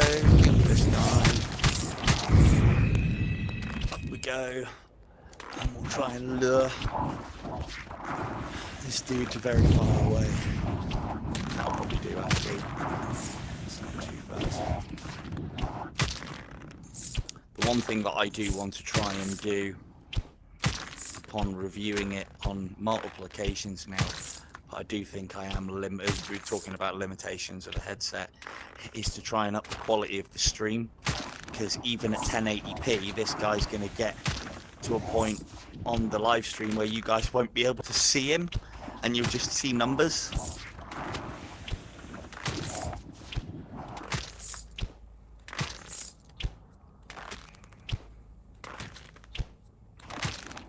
Yeah, I do like that item, that idea. It does sound good. But then, I mean, I like the experience of having to buy resources, but gold is such an irrelevant system within this that, I don't know, could you just abolish gold? What I don't see I mean, I know it is an extra bit of score, but do we really need gold? Because you get to a point in the game where you've got so much of it that everything, regardless of how expensive it is it just doesn't matter. And then if you made everything so that it was basically free, you could say it makes the early game a little bit easier, because then players could buy resources that they can't afford. Definitely keep the gold system the way it is within Siege of Heaven, but if you made everything free, I do realise that that then makes gold irrelevant in the main game, but I mean, it kind of is already. You know, I've got 857,000 gold. I could buy whatever is in the shop about 100 times over and still have enough to buy Beanie a sandwich. Well, I'd probably be able to buy him a very nice sandwich as well. Maybe one of those ones with a filling. Oh, I'm not saying... Yeah, so herein lies the problem, is I would say just make everything in the shop 0 gold. But then the thing is, why have you got gold in the game? And there you have it. Unfortunately, that's the problem. You have something that is completely irrelevant and would be a legacy thing left over in a game that doesn't need it. But there you go. But then here's a thought though. Do all of these things straight from the get-go in IDU2, including cooperative, multiplayer. I mean, cooperative is the big the big one. We need cooperative. It needs to have friendly fire. So when Beanie's telling me about how inaccurate I am being, I can just go, yeah, well, I put that one straight between your fucking eyes, didn't I?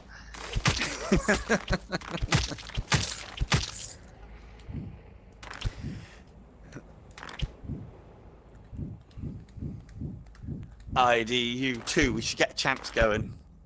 But then, see, this is the thing, is this game has been in development for a very long time, and it is the baby of a game that was in development for a very long time. I would have expected a sequel by now. I would have expected a sequel by now, and you people should too. The beauty of it as well, because I know it seems like every other day somebody is asking, no, I want that. Oh, come on now. I'm going to go and grab that save, coming back for it later. The thing is, the way that the game is now, it's not perfect, but it's pretty fucking good. Why try and risk changing things that might upset the balance, that might, you know, tip the apple cart, so to speak? Why mess around with, you know, I'm not saying IDU is perfection, but it's pretty close. Why mess around with that? Because if you mess around with it and fuck it up, you could ruin a really good game. Do it in IDU too. All of these things.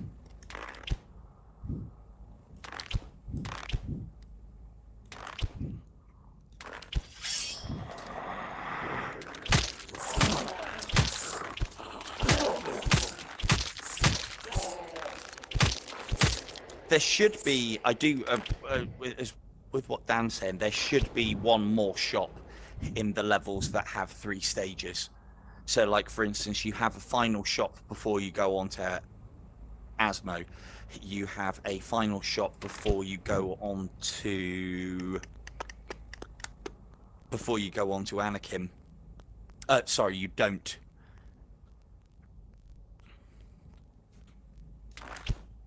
You don't get a final shop before you go into Anakin, and you should.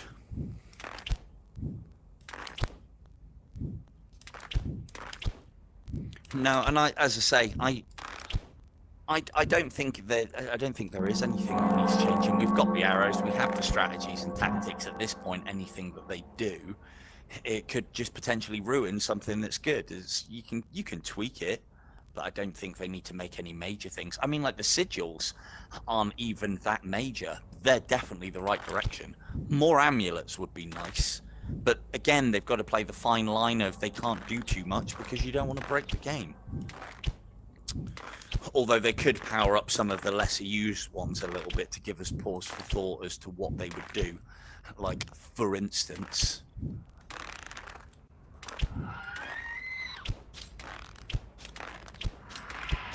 I mean, this is one of the other things that they could do, but then it's, you know, it's like, is it really needed?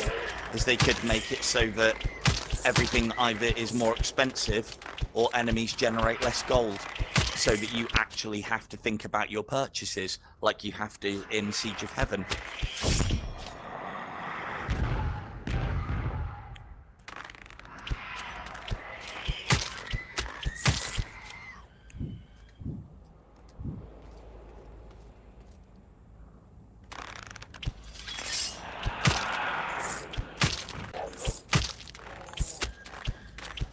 The golden bat is never intended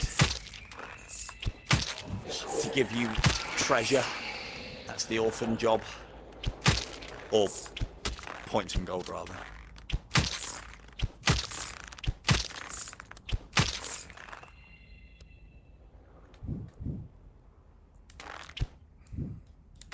Hello, Fee.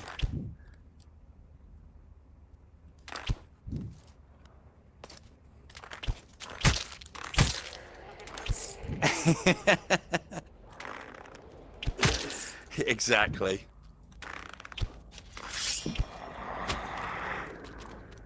Yeah, I do. I appreciate everything that Super Bright do for the game, and everything that they add, all the changes that they've made, and everything that's been done. We're still lagging in 9. Not far off of getting into 10.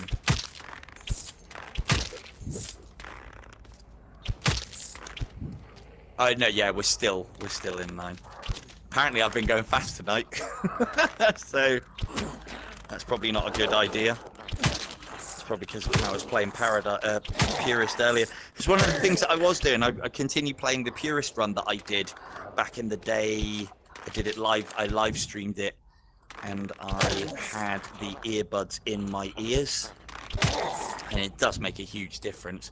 But then the other way that I played it is I was like, right, that score's a bit crap. And I haven't got much in... Well, the score wasn't bad, but I didn't have much in the way of life. So I just thought, you know what, fuck it, I'll just go for it and just go fast. See how far I can get the score on the leaderboard. Happy days. I'm still going. I played for like an hour and a half this afternoon. And I think throwing caution to the wind and just going for it was... You gonna stay there? Don't trust you. Just do that. 2. So see, with the headshots, I'm almost aiming at their chin sometimes, and it seems to connect. Oh, that one didn't. It seems to connect more often than it doesn't. And I think it's because the headshot box. Oh yeah, we were gonna test that. Right. Stop it! Alright? You were supposed to stand there for testing purposes. So I'm gonna try and go fast and see if I can do it without a shot going through. But I need him to be out of that animation so he actually staggers. I could do with him against a wall, really. Let's see how this works out. That was 1 through, but I think that's more to do with a miss.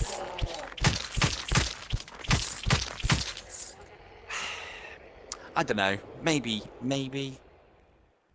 I remember when I first picked this up at the beginning of Season 4 or Season 5, and it felt like they'd improved it.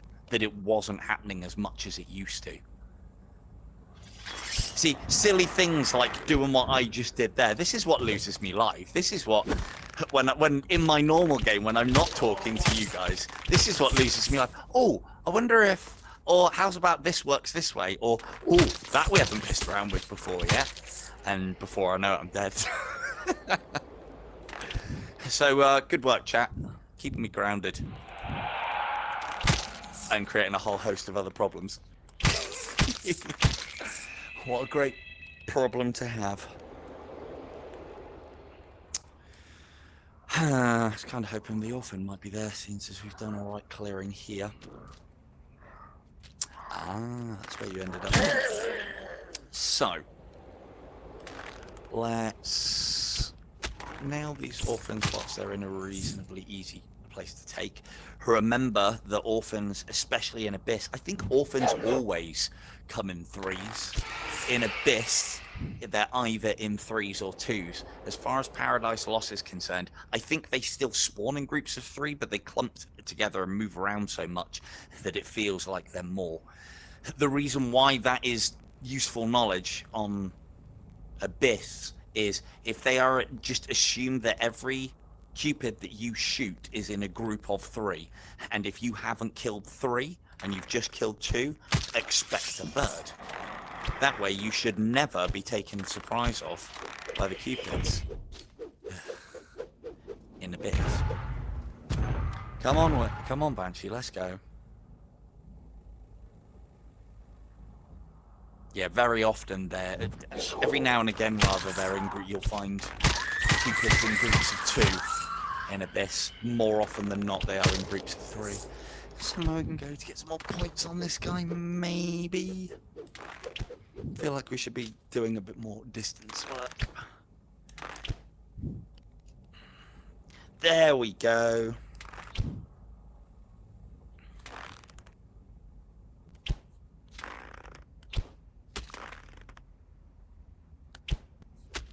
Yeah, alright, Beanie. I bet you're one of those people that thinks they're really good at Beat Saber because they've memorized the bloody where the notes are.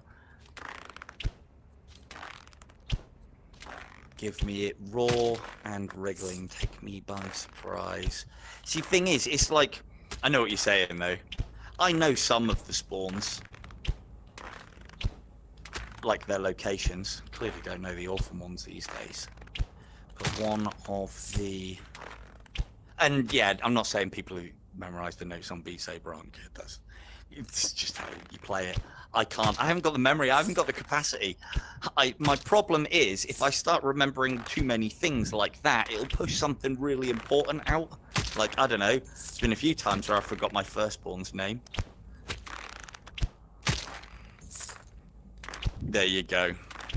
You and your bloody memory. Stupid memory. Yeah.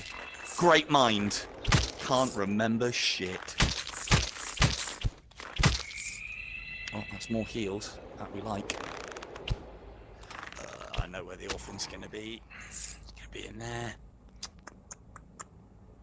Or she's in there.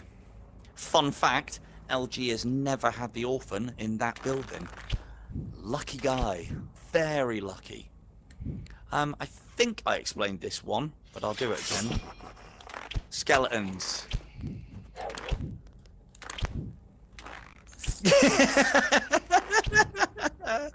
Yeah, I know, right? To me, it's as natural as breathing, Beanie. That's why. So, Abyss. Those skeleton warriors can be a bit of a pain in the arse.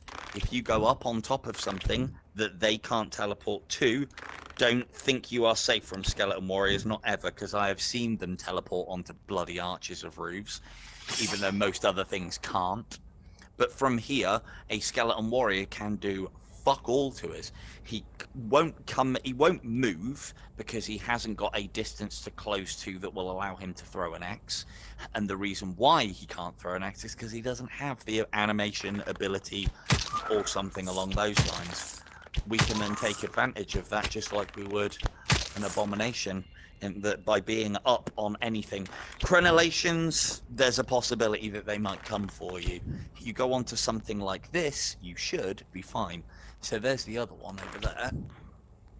Can we make an angle on him? We bloody well can. And again, this is all, not only is it easy, but it's also making us points. And we like points, because the more of them we get at the earlier cycles, we don't have to get as far. Oh, that's a lovely angle. He's turned to the right. Angle for us. It's one of the things to notice with summoners is they spawn in different positions. And this is a good one. That, Alan, is a very good question. I would say sometimes, because sometimes it feels like she does and sometimes it feels like she doesn't. What I think the factor is if you are, let's say for instance, imagine this archway. Yes, the skeletons can surprise you. Imagine this is the archway that we're talking about in question, or just make it a bit smaller, the archway that we're in question. And let's say the orphan's over there.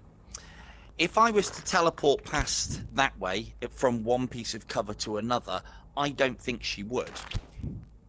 But if you were looking slightly that way as you teleported, so let's say, for instance, we teleported past the arch, I think that you going past and catching eye with her, so it's a mutual thing, will set her off. But then there's the argument as well that the orphans just seem to be getting twitchier and twitchier the more the game gets adjusted. And it's not just me that thinks that, I don't think. Oh, I can hear her though. That is a really nasty location. So that is going to be muchos freezy arrows. Because I think she's down there. I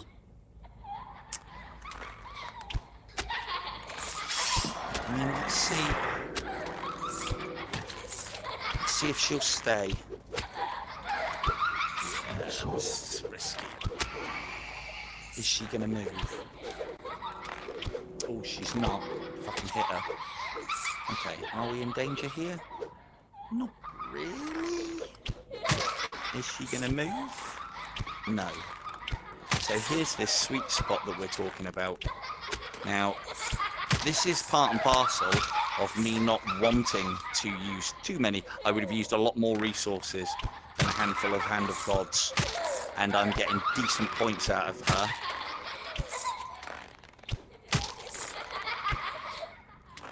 Yeah.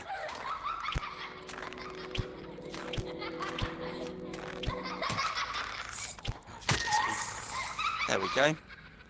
Orphan assassination at distance. That's probably how Kennedy got assassinated. I don't know. Was it Hand of God involved? Probably. So, oh no, it's like Bullet of God, wasn't it? So, yeah. That is taking advantage of and abusing, as you'll have seen LG do, having orphans at extreme ranges. At extreme ranges, they will believe that they are safe and that they can escape. As long as you can hit your shots, they won't. And just to be extra safe, you use a Hand of God. I would always use a Hand of God in those situations because it just buys those extra seconds that you may or may not need. And I would, you know, same principles of a condom. I'd rather have it down and not need to use it than needed to have used it and not had it down. Doesn't kind of work with condoms, does it? But yeah, you get the idea.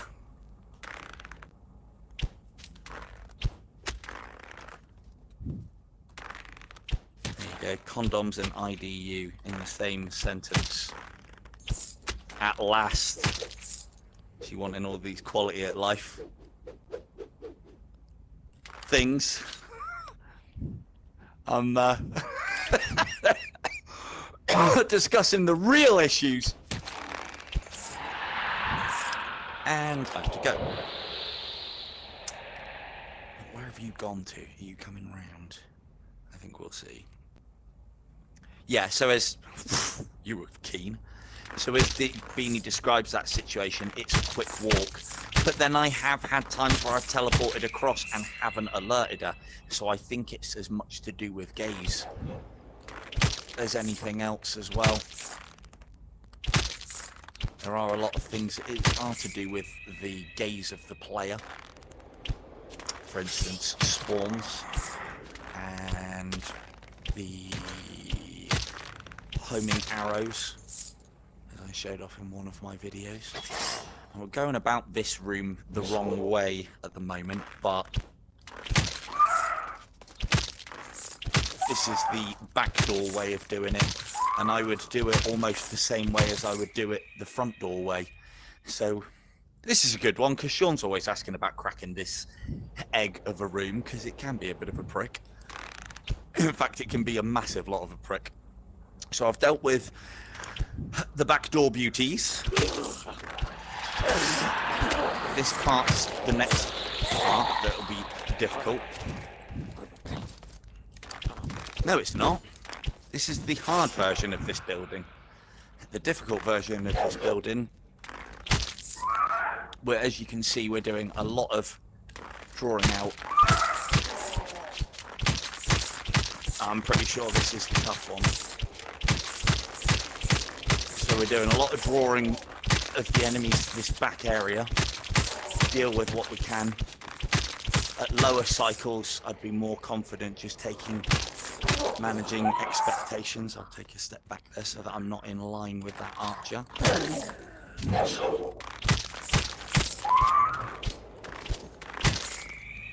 we go. Now we need to be careful of him. He's fired his 3 shots. He'll now either wander to us, teleport, or lose interest. More likely after 3 shots they lose interest. If we left him long enough for us to put his arrow away.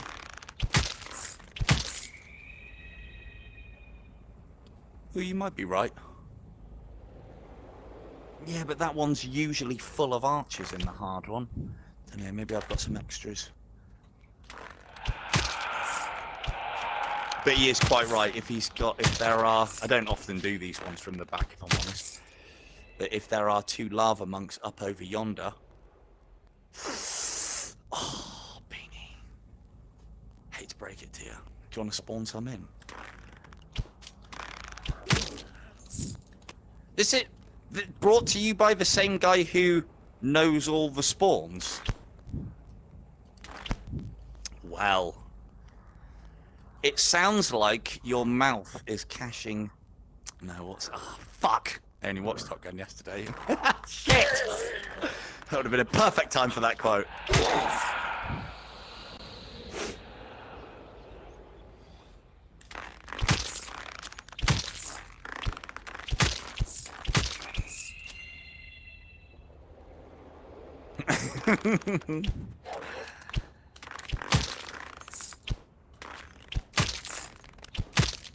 Yeah, it's sounding like your mouth is writing checks that your knowledge can't cash. To paraphrase from, I think it's Top Gun.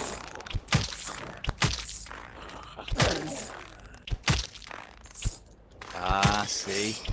Me and my memory was paying attention.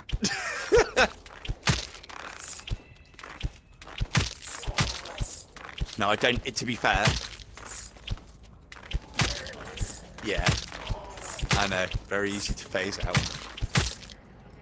I think the fact that there's two skeletons there is one of the differences.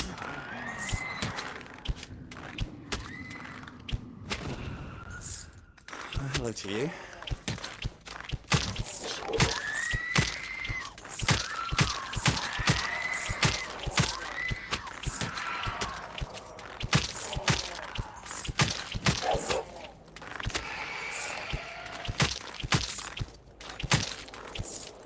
Come on. Oh, arm was going then. Some in there. Yeah, there isn't always, but I think that's the one of the defining factors as to whether it's the hard one or not. This is the hard one. But again, I take this one the same way that I take it. I do all around the houses, so that I've got lots of positions to lure them out to, and then the usual bait and wait. Come on, die. And now, because we've done everything behind, we've got lots of places and lots of openings, and I'll just lure.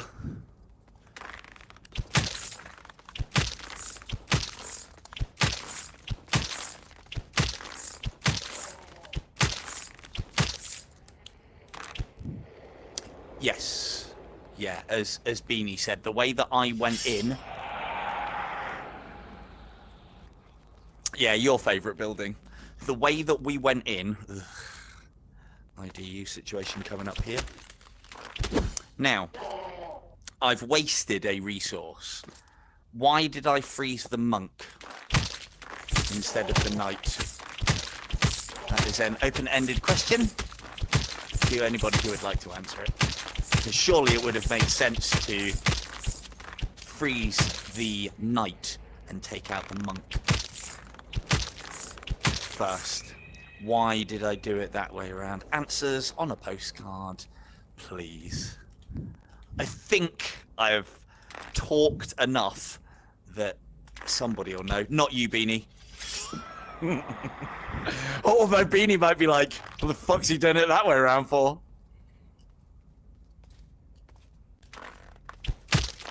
Explain, Sean. I think you're on the right lines.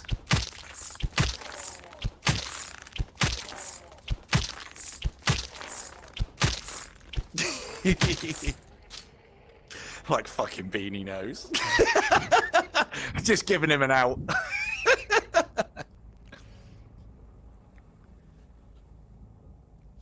Yeah, let's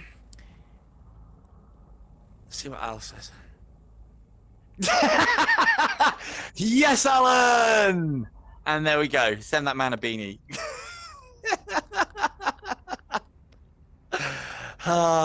Excellent.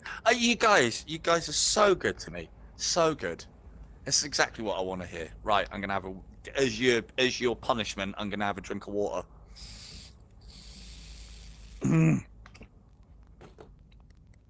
Maybe that's why I'm cracking on. I haven't had anywhere near as many drinks of water. Always stay hydrated, kids. Whew. So, the reason why I did it that way round. 2 enemies isn't too difficult. No, I think you've got the right, I think you've got the right of it. The reason why I did it that way around is I didn't ideally wanted to use a Winter's Bite, because that's one of those situations where I'm wasting it. But it could have been a bit touch and go, because you don't want an archer behind something trying to ram down your throat. I'm just using it as an example more than anything else. You should be able to manage both of those if you can't get the fuck out of there and get to a situation where you're only having to deal with one. The reason why I did it is because, remember what we were talking about with Winter's Bite? When you hit an enemy, the amount of damage that they take is based on their current health. Now, a Black Knight has got a shit ton of health and all those juicy headshots. If I Winter's Bite the Black Knight, because I can take either of them on singly just as easy as the other. If I Winter's Bite the Black Knight, he would probably be taking around 1,000 points of, well, no, probably not 1,000 points, probably around 500 points of damage per tick, because he has such a huge health bar when I hit him from full health. It's a lot of wasted headshots, and that's a lot of wasted points. Freezing the Monk, on the other hand, I think the tick damage, I don't know, someone can go back and have a look maybe. Excuse me. But I think the tick damage would have been coming in at about, I don't know, maybe 100, maybe a couple hundred. Either way, it's still lazy. But I watched Master and Commander last night, and for me, on a point scoring basis, shooting the Monk in that situation is the lesser of 2 Weevils. That's right, Weevils. You were warned. I did watch Master and Commander last night. What a fantastic fucking film that is. Right, on. So we're going to see what are the joys we can pull out of this room. I'm going to do it visually, because there can be quite a lot in there. Hey, how you doing? Follow me. Thank you.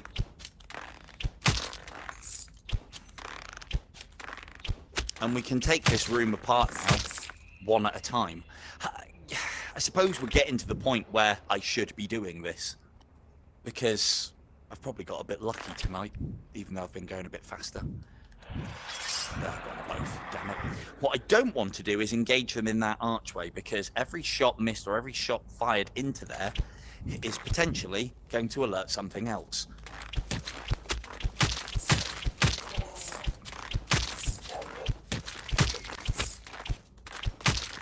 Hello, Liz. Welcome to Things.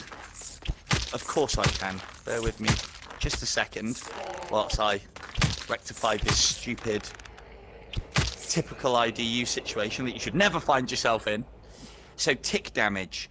Tick damage is a phrase from quite a lot of other games. So, using it in this it's accurate, but you might not be familiar with it. So, tick damage would be anything like something gets hit and gets poisoned, or in this case, Winter's Bite does freeze damage, or Wildfire does burning damage, or Curse does its curse damage.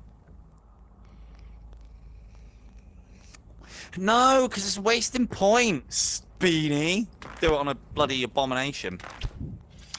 And it's the name given to that. So see 67 in red, that's the amount of damage that we did. And then you will see in blue, denoting frost or freeze damage or what have you, the 77. Now, because this guy hasn't got too much in the way of health, it's only doing 77. Get a bit closer so you can maybe see it. It's only doing 77 points of tick damage per time. And so what tick damage is the damage that is done to an entity over time that is under effect. It would be the explanation for it, I guess. But yes, excellent question. I'm sure other people will want those known. And this is part of the reason why I'm always happy with anybody to ask me anything IDU related at the, because of the fact that I may have said it before, but it gives me something to talk about. It might key me in on something else, and you know, it might help somebody. There might be someone who can't ask that question because, for reasons, I don't know what they would be. And so, yeah, it's always worth knowing. There's times in my life when I felt embarrassed asking what I think are very simple questions. Died out of me in my 20s, I think. But there's times where I don't want to ask things because I either should know the answer or I think it's such a simple thing that I should know the answer. Always ask.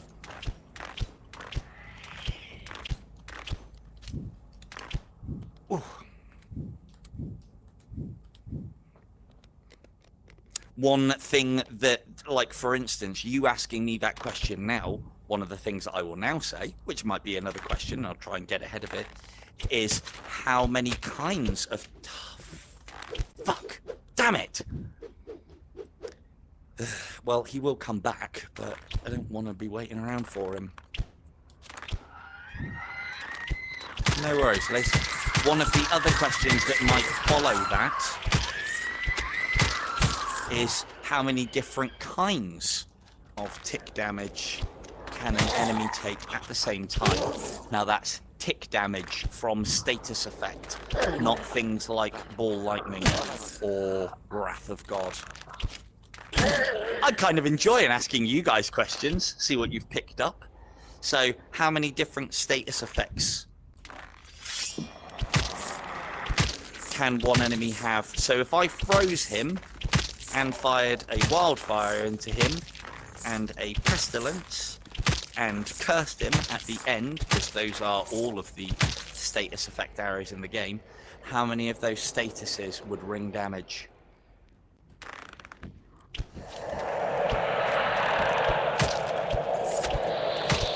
Trivia with Silver Tongue Devil here. Oh, that's getting risky. Let's pull out of that. So now that I've got the attention of the ghosts and some of the archers in there, I'm pulling back out.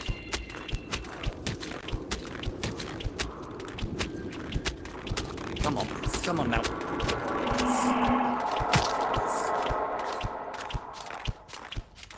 Some of those are going through.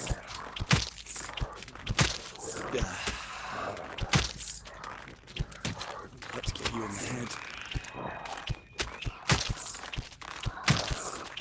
Again, another risky situation that I didn't need to put myself in, but me being arrogant. I think it's arrogance, if I'm honest. But what I should have probably done is just gone right to the top and just dealt with the ghosts by themselves and then dealt with everything else. Now, for those of you who are capable of getting to... I'm still waiting for the answer as well on damage types, unless everyone's zoned out. For those of you who have to... Because this is something that I haven't covered, so I might as well. Summoners at later cycles can spawn an awful lot of minions, but they do have a cap as to how many they are allowed to spawn. So one of the things that can be difficult about summoners, if you're in the situation that we find ourselves in now, where there's actually quite a lot of them, and the summon is still alive. So if we kill them, they'll just respawn. If we can drag them out to somewhere far away, or further away, well then they're already part and parcel of the game. So there's 1, 2, 3, 4, 5, and we can tell they're summoner ones because they have the stars on their head. This is a good way to break this room, basically. Now what I'm going to do is I'm going to go down here, whilst most of his cronies are up there. I'm going to sit on this, and what do we know about crenellations, kids? Melee enemies stop moving when you are standing on crenellations. Well, some of them. And now that we've got a minute, we'll get up here. You can stand on that and it'll stop them dead still. So now, because he's spawned all of the guys that he's allowed to spawn based on cycle. I think they have changed it again because of limitations and a scoring exploit. Because they've changed it again, I think he is limited to, I think it's 2 minions plus 1 every 2 cycles, I think. But I'll be honest, I haven't checked recently. Not after the last time I checked. There you go. That's now the summon the dead. Now we've just got his minions to deal with. Note how headshots, they haven't got their star above their head anymore. But even though they are not now classed as summoned minions, they die all the same, but they are worth nothing.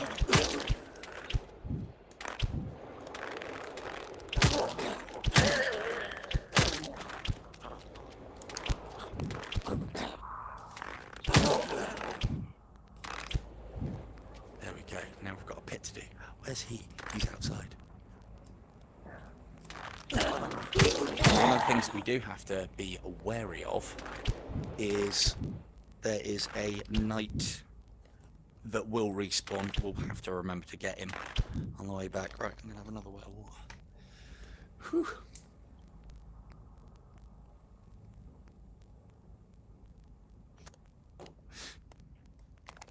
So I assume my question has stumped you all. The answer is the last status arrow to hit and put effect on. Technically, Pestilence overwrites them. I will. I think I've covered it in other ones before, to be honest with you. So if you were to Winter's Bite an enemy, and this becomes more and more prevalent with something like Fletcher,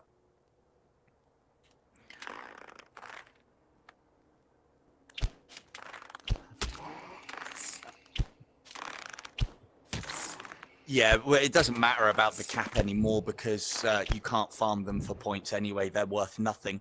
If you hit anything with a headshot and it does not yield gold, likelihood is you are not scoring from it, as a general rule. I don't think that's because obviously you can't headshot a ghost. But yeah, as far as status effect is concerned, if you were to Winter's Bite something and then immediately shoot it with a wildfire, the wildfire damage will take over from the Winter's Bite tick damage. Again, probably a game limitation, maybe an oversight. It would be ridiculously powerful if multiple damage statuses could be on at the same time. One of the ones that I've seen happen recently with Fletcher, so it may have changed, I might need to do a bit of testing, is there seems to be some kind of, that was risky, there seems to be like a priority or a different priority going on now. As a general rule, you put one status effect on, it will be cancelled out by the next. So in the situation that I just gave where you froze a knight and then Winter's Bited him and then through the flames, Winter's Bite, Wildfire, Pestilence, Curse, it would actually be Pestilence because Pestilence is consistent area of effect and would overwrite even Curse right at the end, I think. But yeah, as a general rule, last one in will be the damage dealer, tick-wise. That's why Ball Lightning is a very good arrow. But because of damage drop-off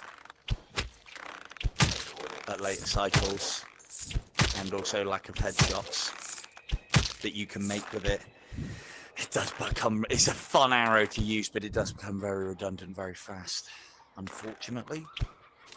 Oh. Hey, still got him. Into the lava with you. Yeah, and the reason why, and why do I know?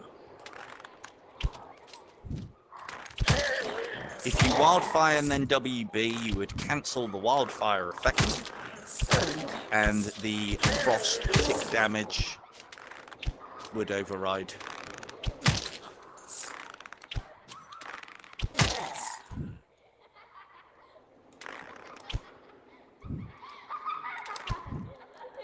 That's correct. I think that's to do. That might just be to do with the headshot thing, Keith. But you are quite right on DS. The summoner seems to be one of the ones where they whirl around his head and don't do anything. Even Cupid's wrath can do it as well. The way to counter it is to fire at him as distantly as possible. But even the video that I did earlier, it can happen on any enemy. The video that I did with the Fletcher or annihilation or whatever you want to call it, or whatever I called it, I think it was something like that. Get a little bit further away. Watch her fuck off now. So I'm still slow timing just in case she does. Actually, let's get her dealt with first. Then we'll deal with all of this. Now, I do need to get her now, and I want her to go this way.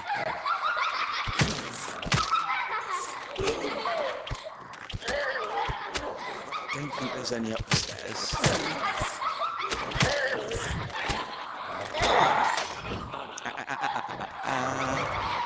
No. Now, I know that she can only go so far. Again, we're making advantage of her in her safe space and not moving because she's taking hits. I don't think she can go anywhere else now, but she'll go into the lava. We've just got to make sure we manage her. Ooh, that was a tasty one. Oh, why didn't you die from that? Now that she's in the lava, I think she's done. That was a happy accident. I don't think she can move from there.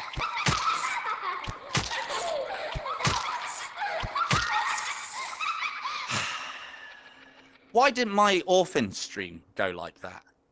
It's like cycle 9, not cycle 1. These are all textbook ways of dealing with orphans. I might have to put a link at the end of that stream to this one. Have had some fortune tonight with it, though.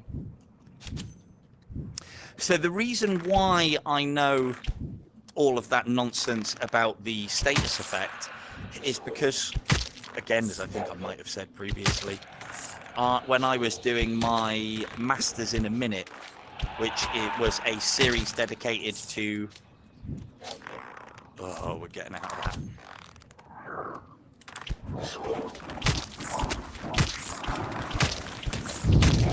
Yeah. That is... It's a massive factor.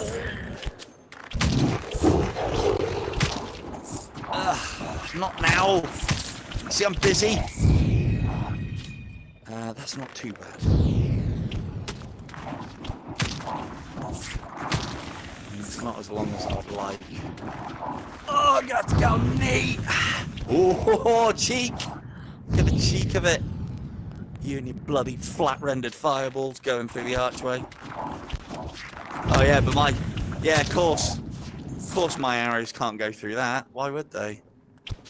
Oh, you bugger. I'm gonna have to get closer. For those of you wondering what I'm doing, I'm trying to put I'm dicking around with this. I'm trying to put some distance between me and him, so I can really score well out of him. But yeah,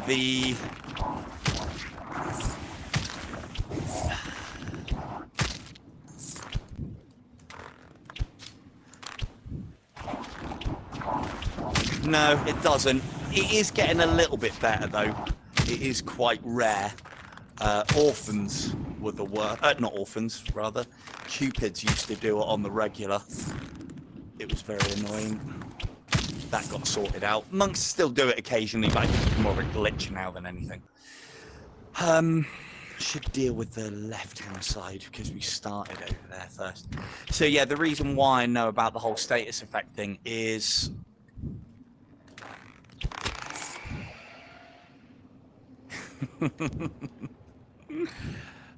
oh, I did kill them. No, never mind then. I thought I didn't. So, yeah, so try and wrap this thought up before I move on to something else. The reason why I know about the whole status effect thing is I wanted to do a Masters in a Minute video of entitled the IDU 5 spice technique or something along those lines. Or I could have given it the whole fire palm exploding Anakin technique, or and then insert Gabriel name here because it would have worked on him as well. And the reason why is because I wanted to see if you could use all four status effect arrows and vanillas to keep him to put additional damage on, and that would be your IDU 5 different spices: vanilla, winter's bite. And it was a great title for a video, and it's probably the only time I've done a video where I've thought of the idea first and done the video afterwards.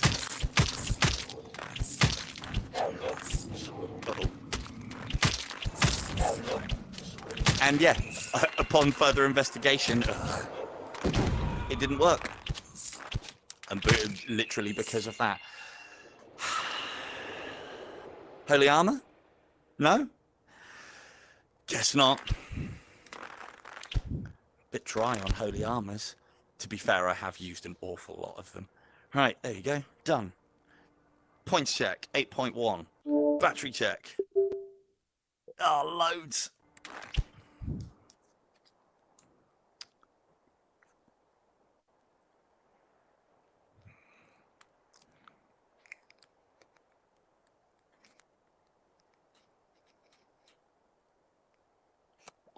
And just in case anyone was wondering what those 4 skulls mean, if you are new to the stream or haven't seen this level or cycle of play before, we're at cycle 9.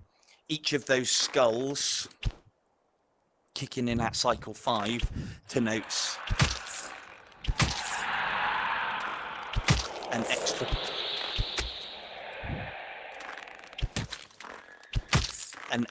point of damage. Sorry, I'll get to that question in just a moment. So at this stage, a hit from any source other than lava will take 4 blocks of life from us.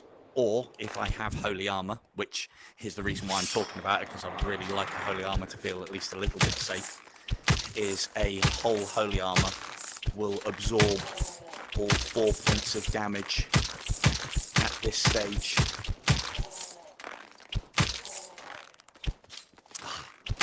There we go. A lot of things, providing you are in slow time, and even if you're not, can be actually avoided with a very small gesture of the head.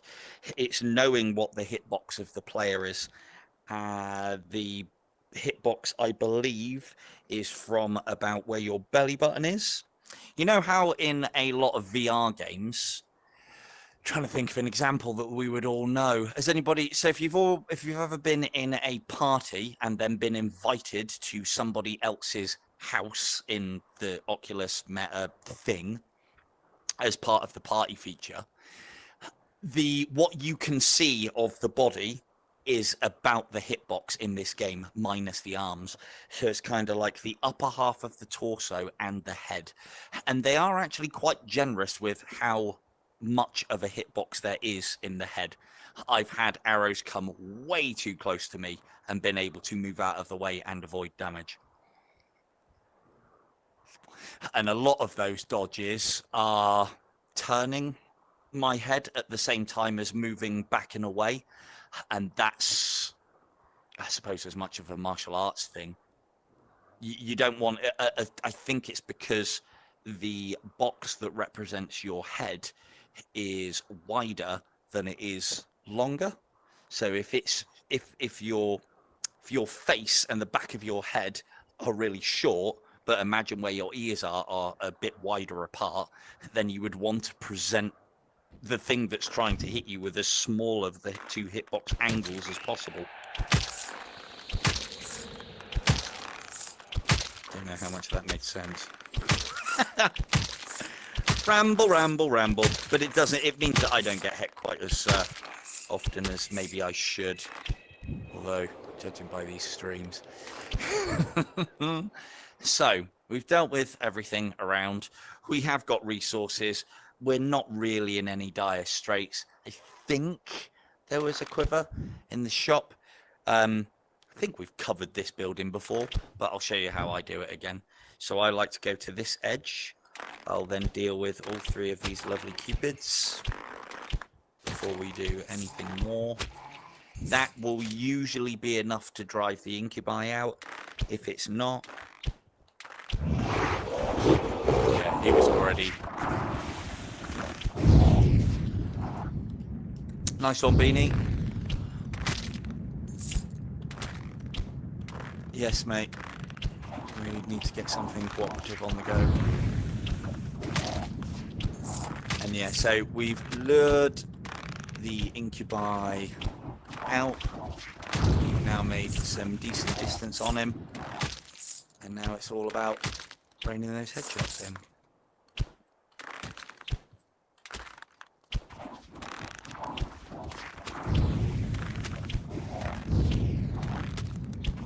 Oh, just before you go, Beanie, are you going to do it on YouTube or are you going to be on Facebook so we know? I'll post about it on my channel for you. Come on, headshots.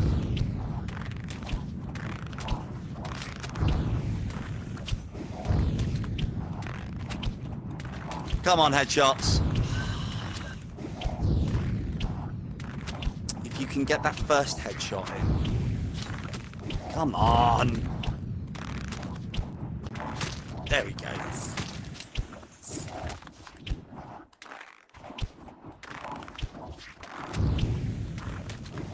Damn it. Far too many of these are misses. Oh well. So again, probably didn't miss out on too many headshots there, but I was trying for them. But you know, when he starts throwing fireballs and although his head is a big target, at that distance is not. And when he starts throwing fireballs, he's moving all over the place. The reason why incubi can be quite difficult to consistently long-range headshot is you're having to slightly adjust every time. Yeah, I'm sure he's talking about accuracy there. But yeah, so that's the outside. So this is kind of the reverse to how we would tackle situations on Paradise Lost, in that we deal with the outside first, then deal with the middle. Now, I know a certain LG likes to go into the doorway on my right, on my left rather, and it's actually probably a better way of doing it than I do it. So he would attack this angle to lure what's out there, whereas I go in straight through the front door like an idiot and try and get that. I think LG's way is better. It's safer.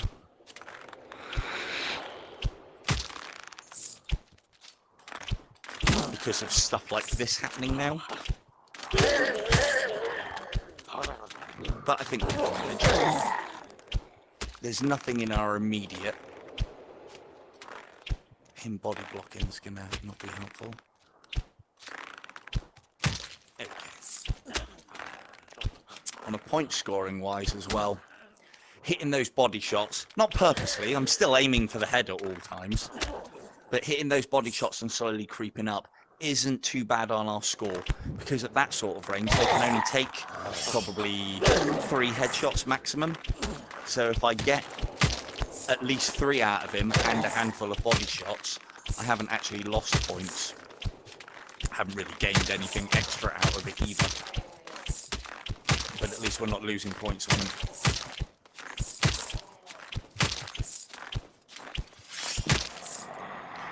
Let's load another one. In you come. Nope, he's stuck on the lava.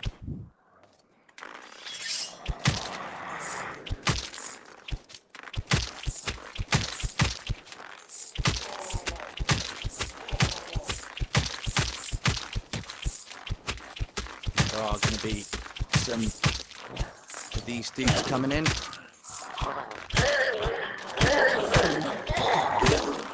I'm not investing too much time in them. I like to finish this guy off. IDU glance just to make sure. Hey! Whew.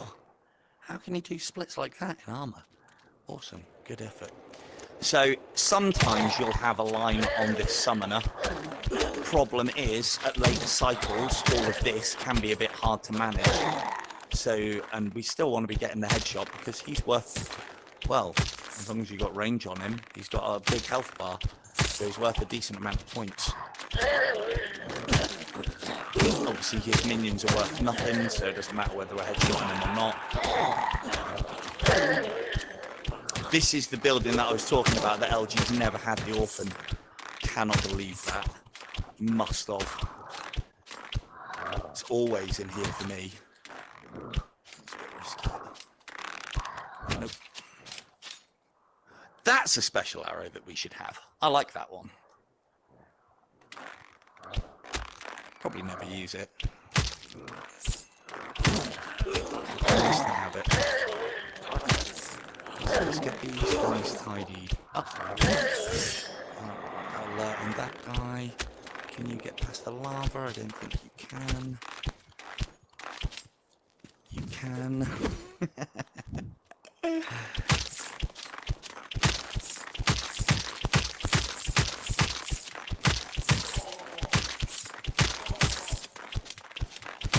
So I reckon we can get Asmodeus done tonight. Hoping we might have enough battery for the first level as well, but I might have been out right at the start of Purgatory, just because then in the next stream it's not quite as disruptive of me having to go back and check, because I'll never remember what I've done. Not a hope in hell's chance, and I wouldn't expect any of you guys to do so either. So here's a thing that I'm doing.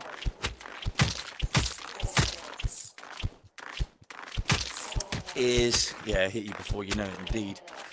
See how I am now, instead of keeping my arm out constantly straight, which if any of you big guys have been watching, I've been doing most of the stream, I'm now starting to drop my arm because my arm's starting to get a little tired. Or more to do with maybe what's the word, like your lactic acid buildup in your muscles. Thank you, Amy, thank you for joining us. So getting a little bit, my point is getting a little bit of movement in your arm can work wonders in those situations. I was doing it then, I didn't even realize I do it. I started developing that automatically by the looks of things. It's a long cycle thing that you will develop. It's another good strategy. Oh, I forgot about you. Silly. No harm, no foul. Chatting away. But yeah, on the particularly long ones, it's not great form either, but, you know, we do what we can for comfort, because you want to try and keep your arm out and in the same position, and then if you are drawing consistently, that's how you get a consistent shot.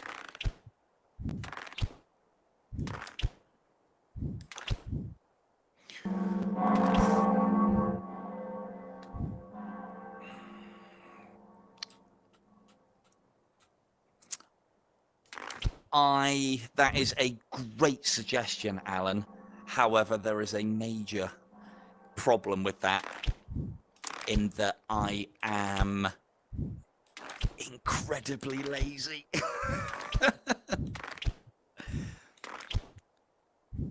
Oh yeah, easy, we're there now. Let's have a look. Yeah, we got loads. 5% battery, no worries. We can do Asmo in 5%. It was 45%. I reckon we can get Asmo done and probably start of cycle 10. We'll see.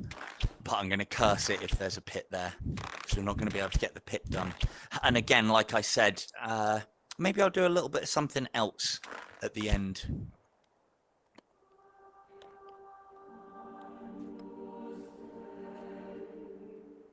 Oh, sorry. Yeah. Sorry. Yes. Dan, not Alan. Yeah, incredibly lazy on my part. I should do these things. To be fair, I do write them in a book that I never check. So, that's the thing. But that's the problem. A lot of the time I find writing these things down reminds me. Right, I'll be a bit quieter here. Because I know this is bloody loud.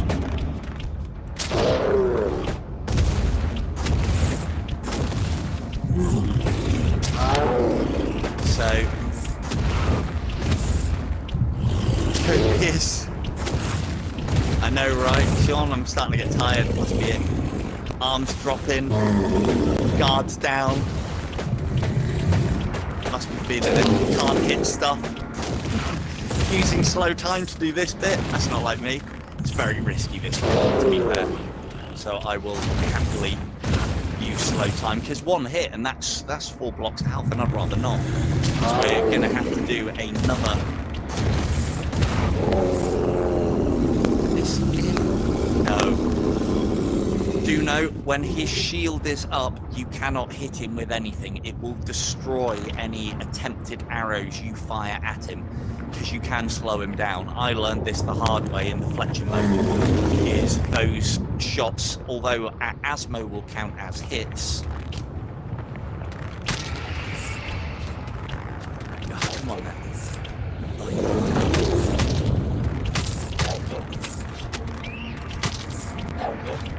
Come on.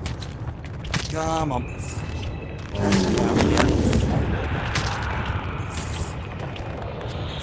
And away. And you've fired already. I shall simply wait here for the archers, because they'll wander around the corner. Because I am slightly on the lip. The melee will probably not move. Because I'm a little bit. Close here and there,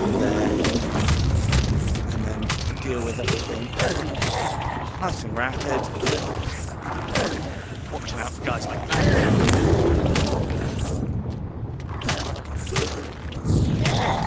Gotta remember that there is another archer.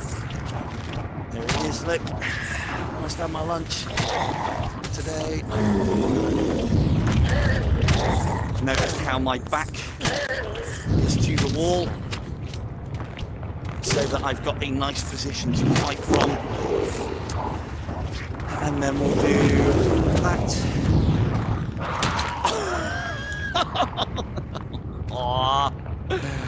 Oh, it was almost executed beautifully.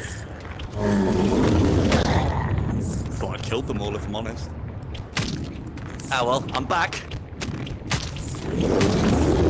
What I wanted to demonstrate is this. Notice how he is dropping. And now at a jaunty angle.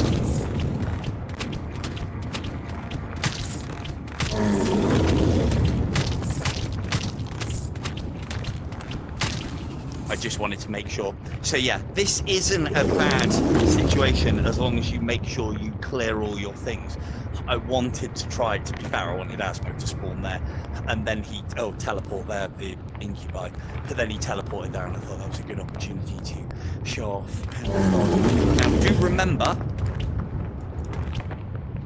that the blood of the lamb that we haven't collected is still there. Well, that's one notch back.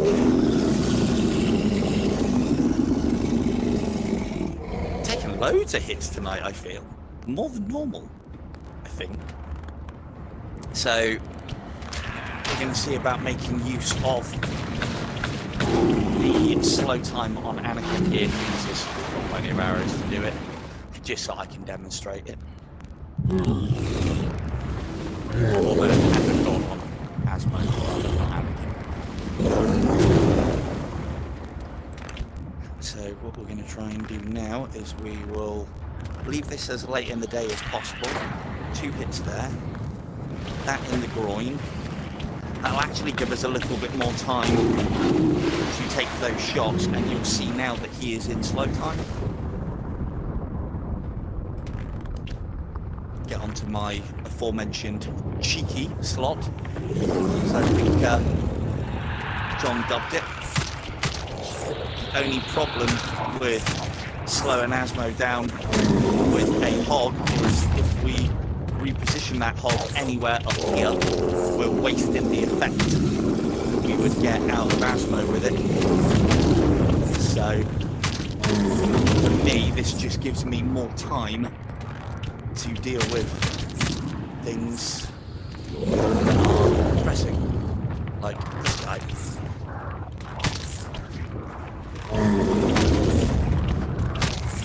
Now, let's draw all of you guys over here.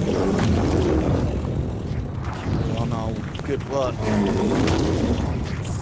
with the incubus. Pop that there so we're not under too much strain.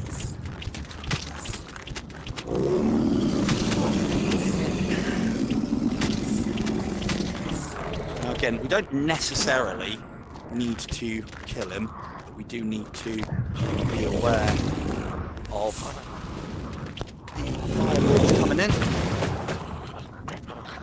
Right, so we've lured all of those to there. Now we'll go over here and finish up. Smoke.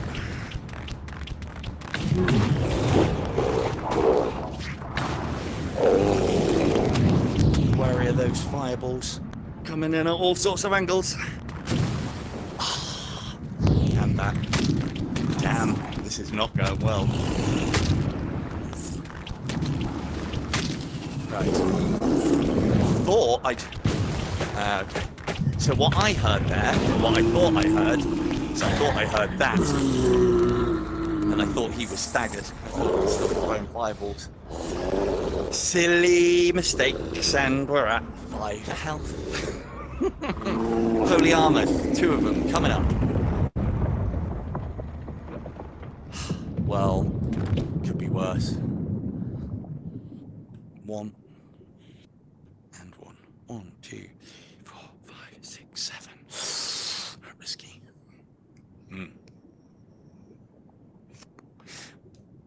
So for the second time tonight, I'm going to show you what to do. Cycle 10. Cheers, Carl. Yeah, I'm not going to be on much longer. Yep, own silly mistake, but we move along. So already that's a good start. There's a quiver there. So remember what I was saying about going around the outside of the level? Now this configuration, I would go that way. We're not under too much threat. It's purgatory. Everybody knows purgatory. It's like being back home again, isn't it? So what we'll do is we'll go around the outside. I could, if I was like death's door, last hit, about to die, and through, I don't know, I won't say lack of skill, lack of experience, say, as opposed to dicking around, making mistakes, doing a stream. I don't think I made it look easy. I got hit twice. So we've gone round the outside. There's the pit. Oh, I wonder. Go on then. Gonna have to be quick. Let's just go and check on our situation before we do this. Dependent on... No, I would say that's risky. Going into the pit with only 2 hits, I wouldn't think I would die in there, but I might lose. I might do. And we wouldn't want that now, would we? I might lose. That was terrible shooting.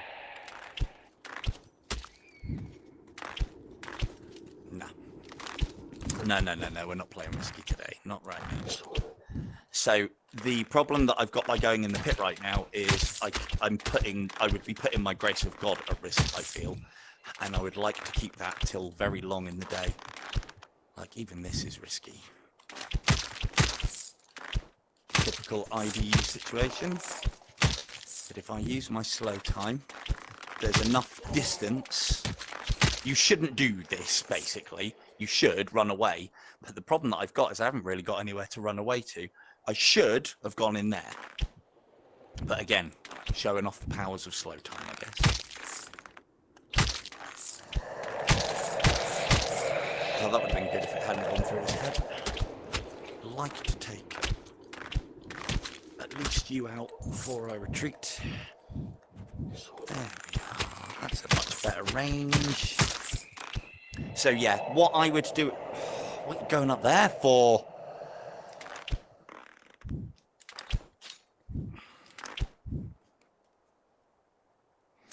I know. We've still got time, and I don't like leaving it on low health. So I will at least get this section done. And I wouldn't have time to do the pits that I should, the way I should do them. And if I did attempt to do... Are you alerted? You are. We've got plenty of quivers. And I would be running the risk of taking more unnecessary hits if I did the hit fast. Oh, scary stuff. Jump scares. Whew. Yeah, I know, right?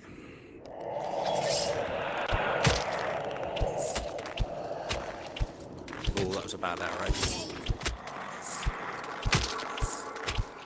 Now, this isn't too bad, because I've got at least got a stagger on that one.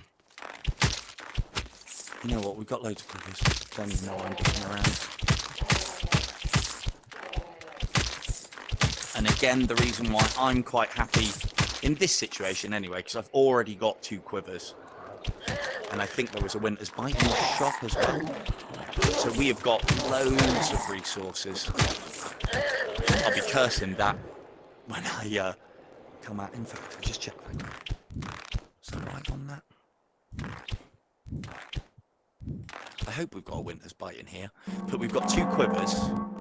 Oh no, it wasn't a Winter's Bite, it was a wildfire. We've got 2 quivers in the level. So I am quite happy now to dial it back a little bit more and start using Hand of Gods, because we've still got a pretty full complement of Winter's Bite. If it's skeleton archers and normal archers, might end up using an entire quiver of Winter's Bite, depending on the life situation. We shall see. But again, this is the whole changing from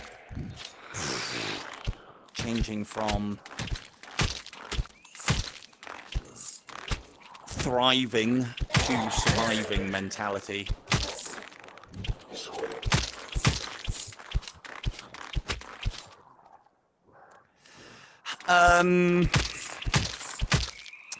Yeah, bait and wait. So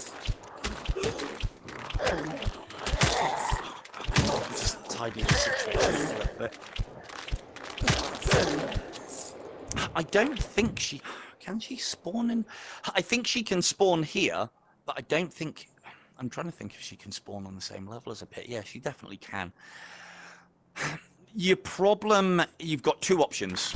Your easiest option is to engage her if your shot is steady, and don't worry, I'll give you another option, but to engage her from very, very far away. If you were watching earlier when I was in the pit of despair on Abyss, I had the Orphan, and then later in Abyss, the actual level itself, I had the Orphan trapped in a Hand of God bubble for safety. Mine, well, hers as well. And if you are far enough away, she won't attempt to run. She'll just eat arrows and try and teleport. As long as you are hitting her, doesn't need to be headshots. You want to be hitting headshots because there's more points there. But you don't need to be hitting headshots. As long as you are hitting her, she cannot teleport away. So you can then shoot at her from a distance, and then anything that gets aggroed, freeze it, shoot it, deal with it, headshot it, kill it, or what have you. The only problem that you would have from here dealing with her down there is you would then probably have axes coming, depending on the cycle.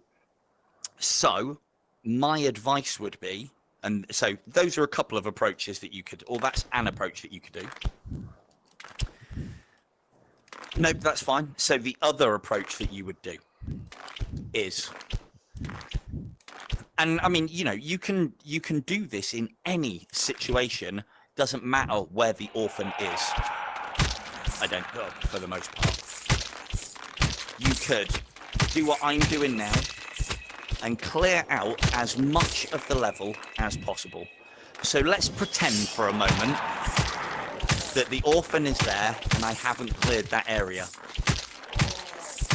but I'm clearing the rest. I think this is part of the reason why I switch targets like this as well, because it gives the enemies opportunity to reset their hitboxes. It's not great on accuracy switching between two different targets continuously, but it does do a job. Fucking hell. Whew, starting to feel it already. So let's pretend that she's there and laughing away. I mean, that is the be-all and end-all of it, to be fair, and he's right. It is just points, you know, if you need those kills. So let's say, for instance, we haven't come to here and we haven't triggered her yet. We've done all of this, and we've done all of this bits, and we know that she's down there. Cool. So we've done the left or right side of the level, as you look at it. Then we would teleport back here, knowing that she's over there. We would come into here. We would clear this without getting close enough to alert her and trying to stay out of... Is that an archer? I'm sure that's an archer I can hear. Yes, it is. Without getting in her line of sight or getting in an angle. Like, for instance, I'm now making a point of moving to the right a little bit more so that any strays hit that wall, as opposed to if I went here and fired a missed shot, that would go off and alert the orphan. So angling yourself in such a way to accommodate for your misses, because we all make them, God knows I do, but putting yourself in such an angle so that those arrows don't go flying. Right. If my advice would be, have a look at my, it depends on how new you are, but I have a Fletcher video, which is a really good way to just take out orphans. It's the latest video that I've done, but if that looks beyond you, you know, because it does involve abusing a lot of slow time. So what I'm now doing here is I'm clearing everything that I can around the danger area. Oh shit. Good job I put that hand of God down. I thought the door was there.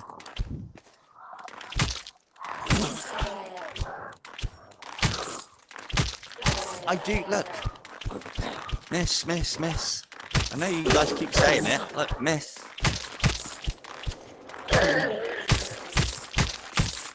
My headshot is not as consistent as I would like it to be, because I'm not hitting heads every time. But I'm not going to be too hard on myself, because I'm doing... A hit for me is everything that it needs to be. It rankles me that I can't aim for center of mass in this game and get rewarded for it, because that, as a ex-military man, is used to where I'm being told to shoot. That would be a center of mass shot, and they're much easier than headshots. Snipers make headshots, not grunts like me. So, dealt with everything around here, dealt with everything around there, dealt with everything around there. Now, let's say, looking at the situation, I'll get those two as well. Nope, already got them. So let's pretend that she can't be alerted from here, and let's say that she's down there now. Where do we want to chase her? Do we want to chase her into all of those ruins and all of that shit, and for her to turn a corner, teleport across from one corridor to another, and piss around in all of this little maze, even though it's clear? No. If it wasn't clear, would we want her to go into that little maze and piss around in there whilst all enemies were chasing us down and everything? No. So I would teleport to here, and because the orphan would then be alerted, she will run that way. The orphan will very rarely, unless you are very close to her or she hasn't got anywhere else to run towards you. She will always run away. And so once she's done that, we let her run away, freeze, hand of God, stagger, shoo, or maybe even teleport up here while she's running away. And then it is just a case of, so let's say, for instance, she's run around this corner and now we chase her, and we would shoot at her while she chased her. And if you let her get too far away, teleport right close to her, she will not be able to leave. So if you are hitting her and she starts crossing her arms, she's just about to ascend, if you can teleport right down her throat just before she ascends, it will stop her in her tracks and she'll carry on running. In this situation then, you've got this nice long length to make use of, and what you can do is let her run off into that middle distance and just peg her from here. Now the problem is you're going to have a lot of nasty stuff probably behind you, so you want to be dealing with her quick sharp, and then that's where your big special arrows come from. I have got in situations, and I'll be showing this in one of the live streams that I do in the Fletcher thing, in situations where it looks impossible, you can't find a way to break it down, or you don't want the orphan to run away or what have you, doing like a one-shit kill on the orphan. You heard it here, folks. That's right, a one-shit kill. Doing a one-shot kill on the orphan can be extremely beneficial. Like, for instance, even at this cycle now, well, maybe not at this cycle, but up until about cycle 5, a one headshot real close with that will kill an orphan up to probably about cycle 4, cycle 5. But the whole idea is you get right down their throat, slow time, draw, fire, and fucking get out of there back to somewhere safe.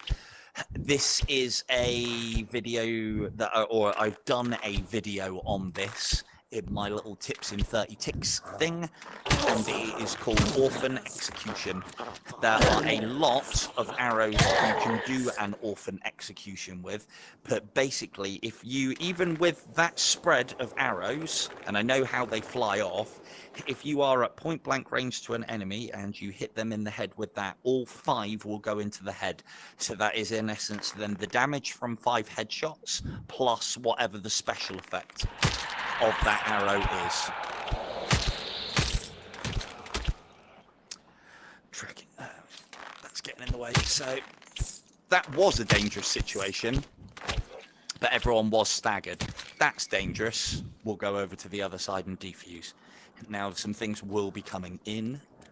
We're going to look this way. So if any archers do want to wander in, they'll wander in. Because I glanced over there, or probably because that bit was in my peripheries, has caused him to go out to there. Have you come far enough? And now what I'm doing is I'll manage these two. Step out, take a shot, slow time. Step out. This is me moving.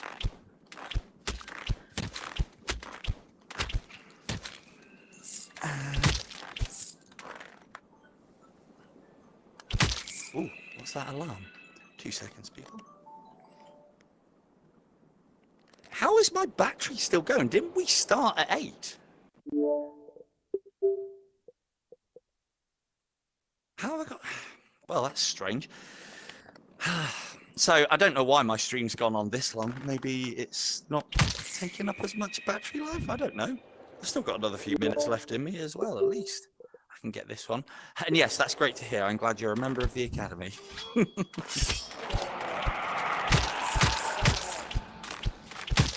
So yeah, that's the other thing. I'm not blessed with a massive play space, but I do know where my center is as far as my room is concerned, because I have a little mat that denotes center. I've stepped off of it a little bit now. And I make these little micro adjustments and resets to know. In fact, I can't remember who it was. It was Dan or Keith that asked the question earlier about stance and movement and head movement. So I stand in quite a typical archer stance, even though, as Fee was talking about earlier, there's a lot of things that you can take from archery, but we are in VR. It's so it's like you almost have to redefine. You can take a lot of things. Oh, that's a bad situation, and we're out. But we have done some damage there, which then means that we can take things a little bit slower. We won't have to do as much work when they descend down our throats, which they inevitably will. But yeah, there's a lot of things that you can take from, say, archery that do cross over into this, but we are in VR. So one of the big things, like for instance, as quite a big martial artist myself, I thought, oh yeah, no worries, I'll be really good at that Dragon Fist Kung Fu game that I'm really enjoying playing at the moment, and did a little giveaway live stream on not so long ago. And it's taken some practice, but a lot of the reason why I'm good at that game, or reasonably decent at that game, I suppose.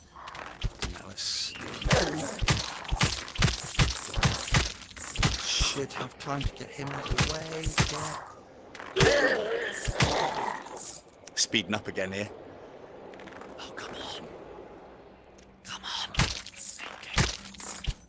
Don't want to fire any stray arrows into there or go too far past that point. Was because I'm decent at VR and games. Yeah, they've got some pace on them.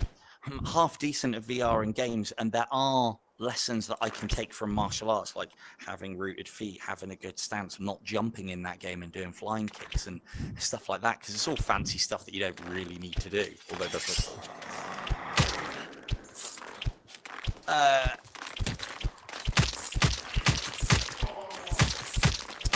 But having, there's only so, my point is, there's only so much that you can get out of real life activities that you can then put across into VR. There are some things that really translate well. There's some things that don't. On the martial arts front, for instance, I think I said it previously, it's with, it's like the Matrix quote. Do you think your muscles have anything to do with your power? I can't remember the quote exactly, and I should. Do you think your muscles have anything to do with the power that you can generate in this place? Like, for instance, the regular fast little draws that I'm doing, you know, they're capable of killing people, whereas in real life they would just drop out at the end of the bow. And so there's all of these little things, all of these little systems, and like any system, some rules can be bent, others can be broken. And that's what I try and do.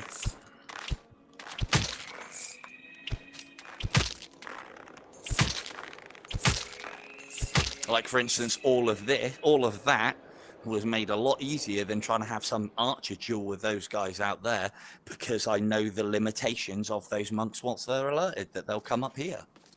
Oh, hello.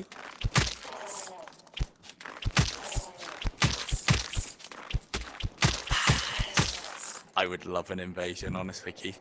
I didn't play Dark Souls enough or well enough, and to be fair, I enjoyed it on its own merits. I wasn't a massive fan of people coming in and wrecking my work, because they would usually win because the builds that I used to have, we're talking about Dark Souls here. Damn it. Yes, he did. Yeah, I believe he knows his stuff on his martial art front, but he doesn't know his play space very well, or more likely, because I like Matteo a lot, or more likely, he's just got very excited, very lost in the situation that he finds himself in, and so all bearing of where he is and what he's doing has gone out of the window. I got invaded by an arrow, yes, that's quite right. But yeah, I used to hate getting invaded in Dark Souls because it almost felt like I was trying to get story done and people were just interfering. If I remember rightly, in the first couple of Dark Souls, I turned it off, or never turned it on, rather.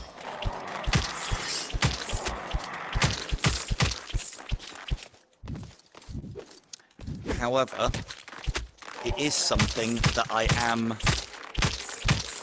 It's funny you mentioned that, because there is a game where if I had a bit more time to organise, it's going to be the next game that I'm going to do on my introducing, I think.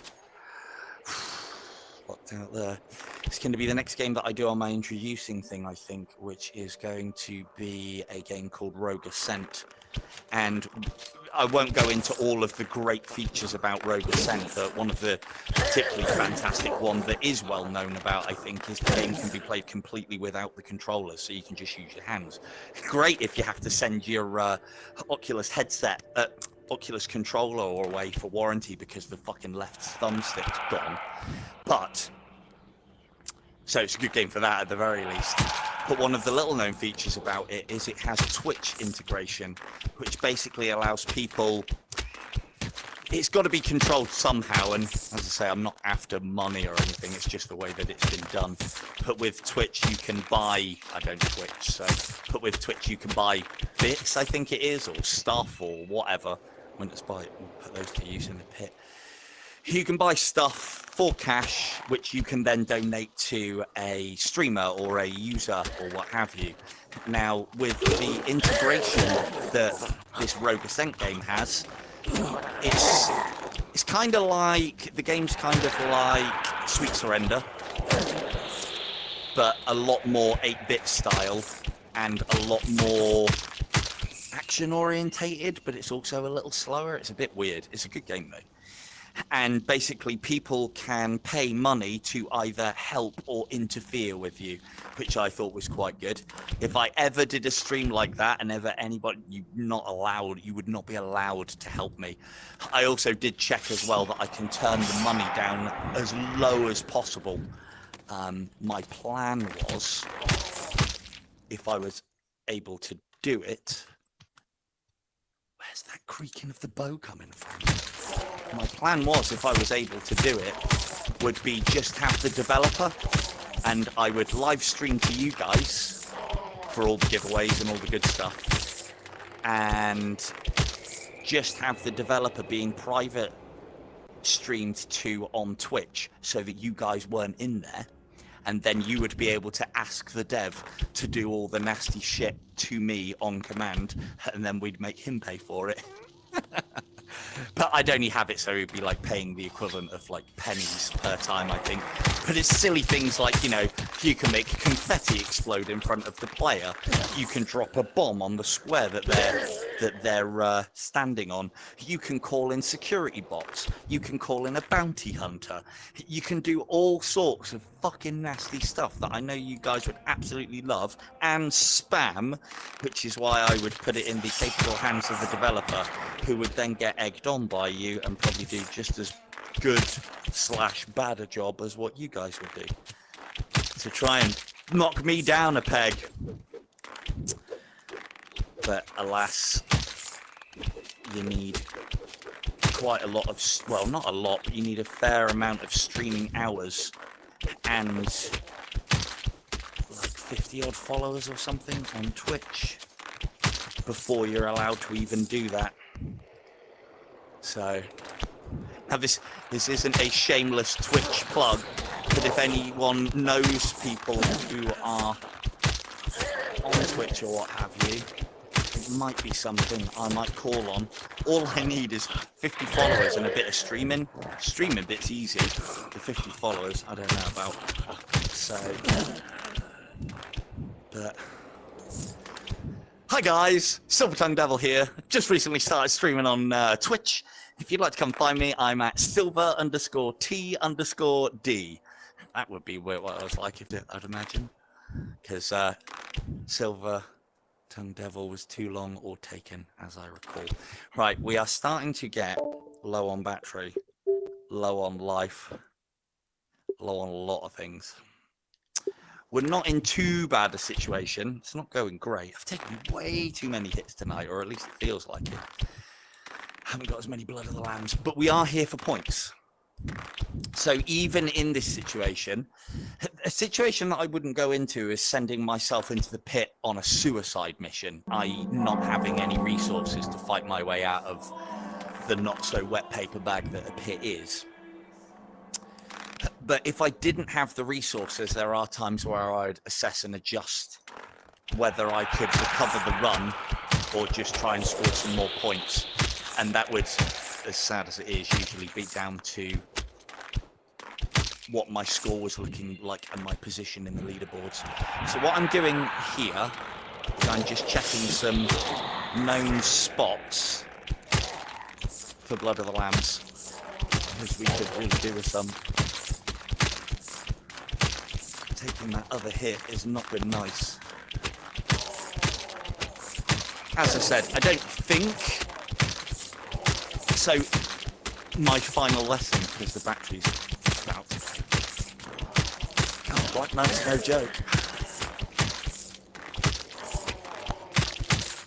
And my final thoughts.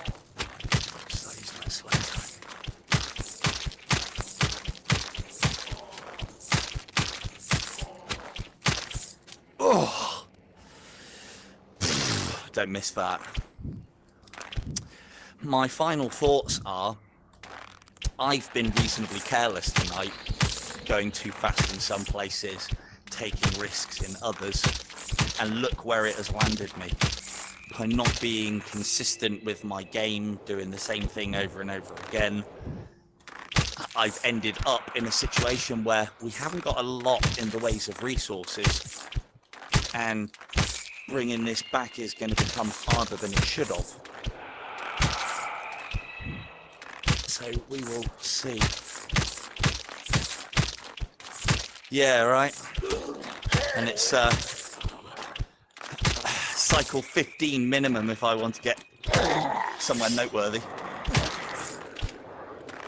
We'll be alright, dude.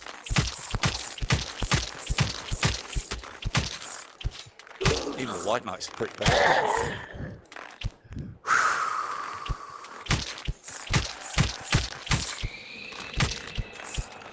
Bad strays.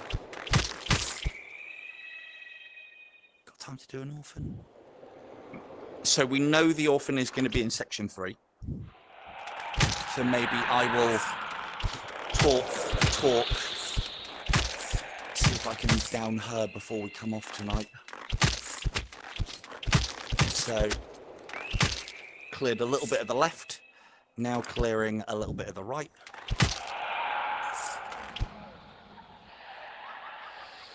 Yeah, we've got winter spikes to spare.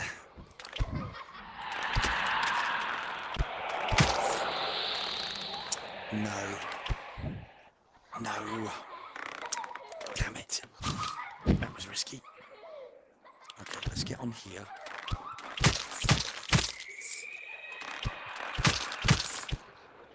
Don't like when there's things at this level, but I should, because I'm desperately trying to avoid putting arrows up and over there. But if we did, and we heard her moving, we could run. So we've always got that. Let's see what we can lure back here. Was that a... It was as well. Want you.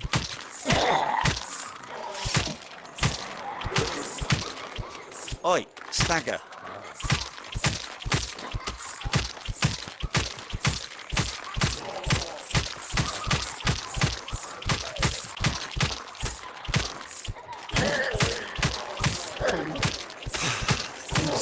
Cycle 10. Why is this game like this? Whew. Right.